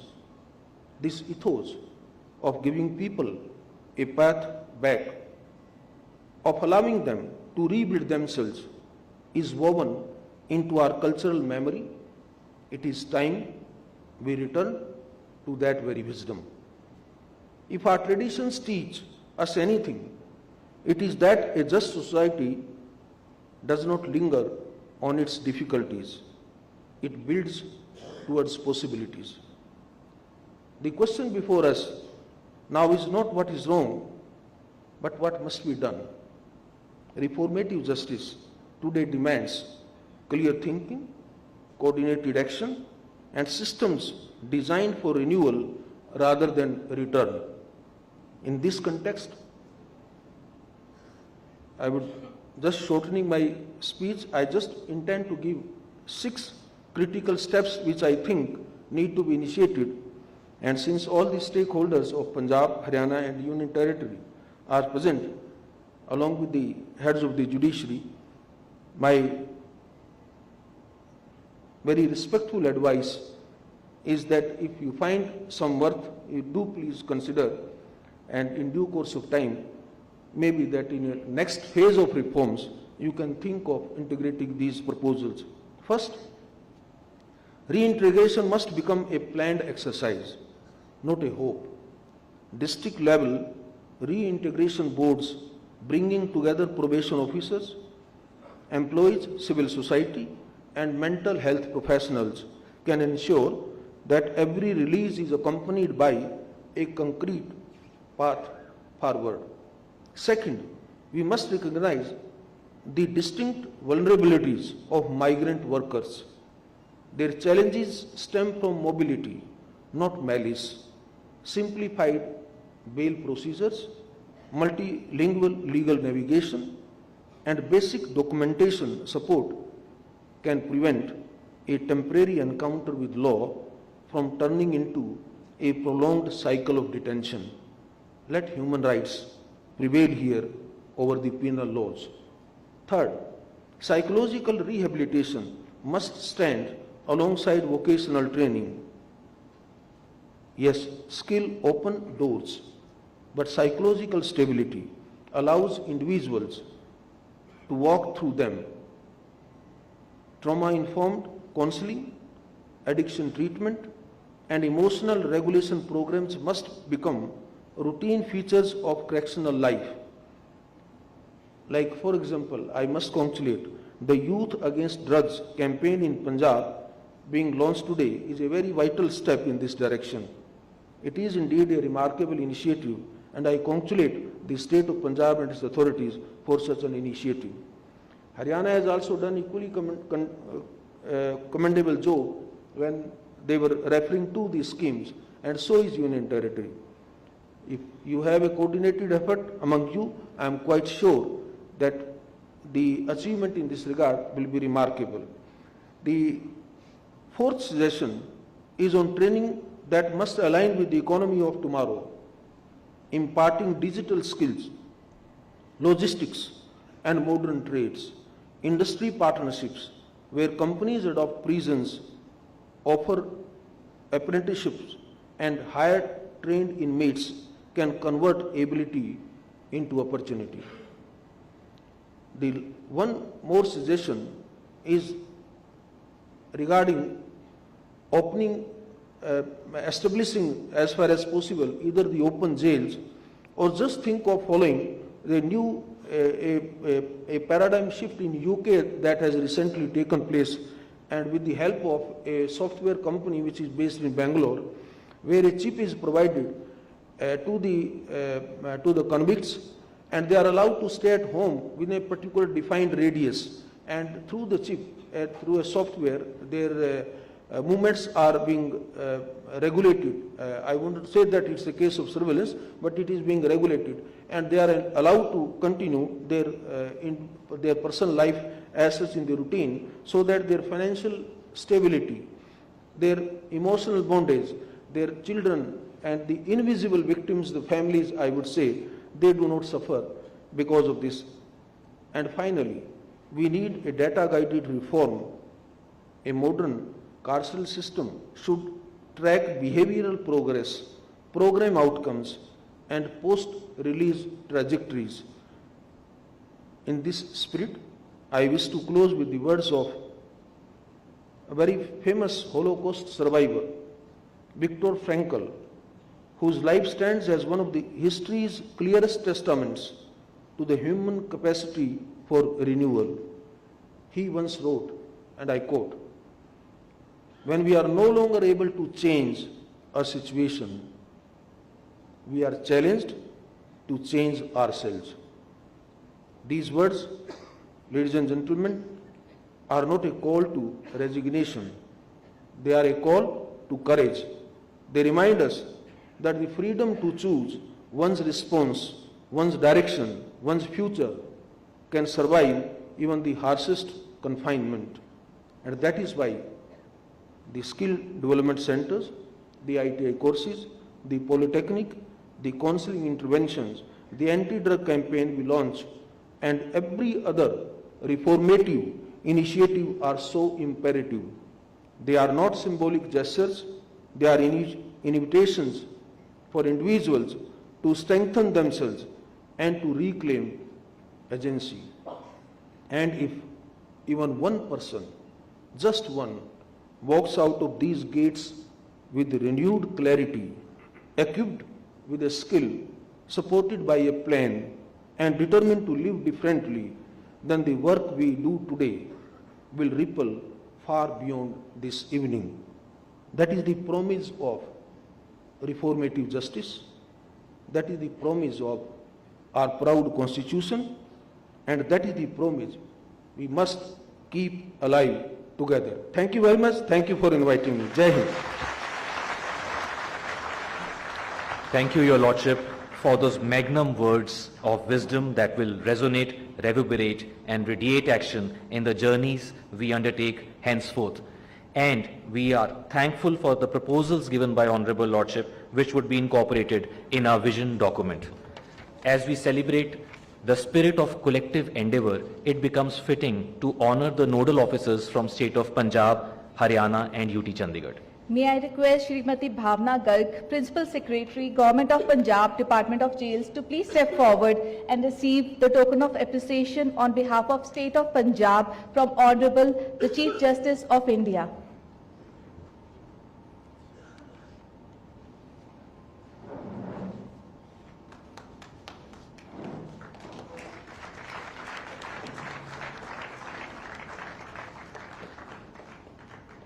May I, with utmost respect, invite Shri Satish Balan, Inspector General of Police, Prison, Haryana, to kindly come forward and receive token of appreciation on behalf of State of Haryana.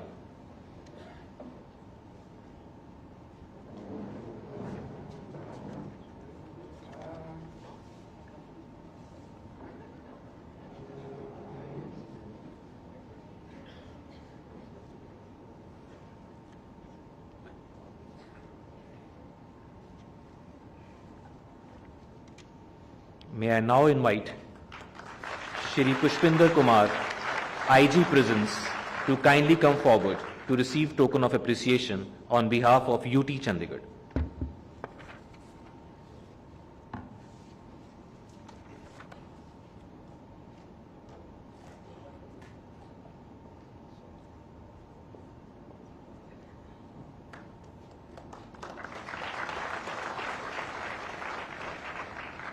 Thank you, Lordship.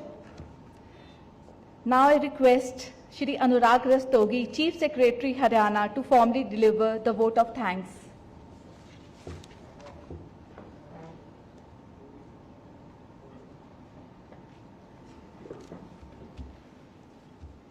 Honorable Mr. Justice Suryakant, Chief Justice of India. Honorable Mr. Justice Ehsanuddin Amanullah, Justice Augustine George Massey, Justice Rajesh Bindal, Supreme Court of India. Honorable Mr. Justice Sheel Nagu, Chief Justice Punjab and Haryana High Court, Justice Ashwani Mishra, Justice Lisa Gill, Justice Deepak Sibal, Justice Anupendra Girewal, friends, officers, all other judicial officers, officers from Prison Department, AG Punjab. I'm sorry I didn't follow the protocol while speaking. For the shortage of time, I will straight away recount, or should I say that I vividly remember few months back when Mr. Justice Kuldeep Tiwari invited me for a discussion. And in this discussion, he shared the vision of Honorable Justice Suryakant, the vision to establish, so to say, ITIs or polytechnics themselves, skill labs in various trades of carpentry, tailoring, food processing, digital literacy and more in the jails. Partnerships with universities, NGOs, polytechnics and platforms like digital learning hubs to deliver formal vocational training to the inmates. And all of us present here are witness to the fact that that vision of Honorable Justice Suryakant has already become a reality.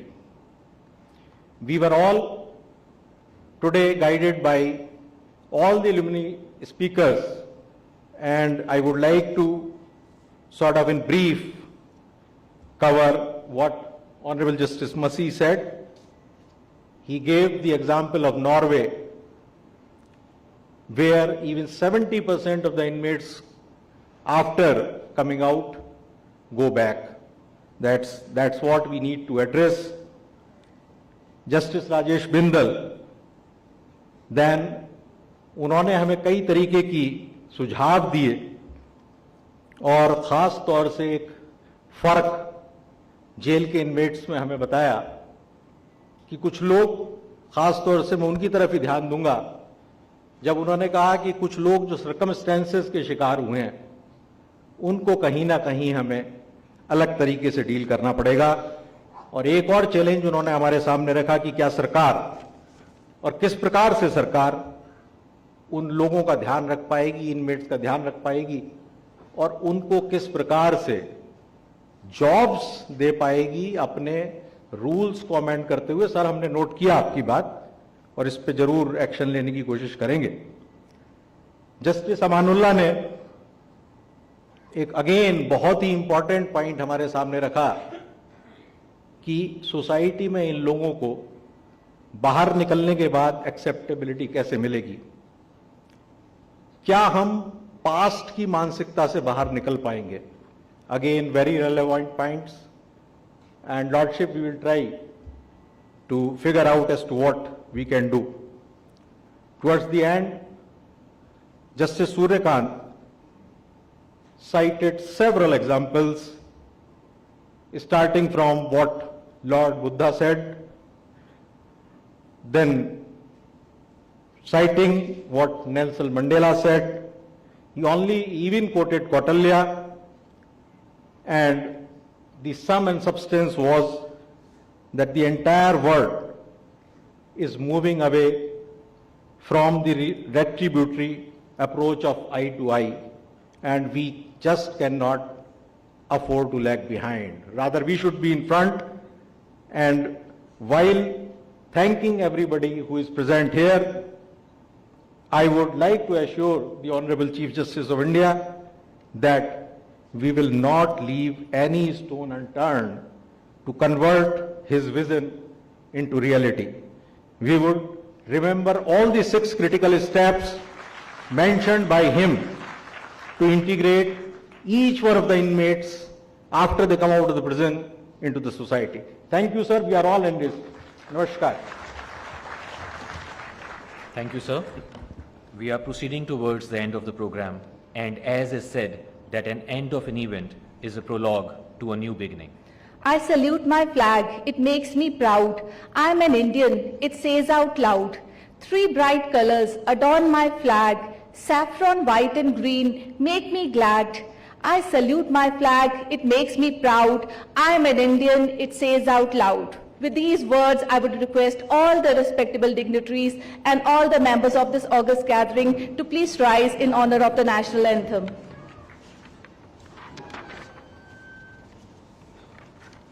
जनगण मन अधिनायक जय हे भारत भाग्य विधाता पंजाब सिंध गुजरात मराठा द्राविड उत्कल गंगा विंध्य हिमाचल यमुना गंगा उच्चल जलधि तरंगा तव शुभ नामे जागे तव शुभ आशीष मांगे गाहे तव जय गाथा जन गण मंगलदायक जय हे भारत भाग्य विधाता जय हे जय हे जय हे जय जय जय जय हे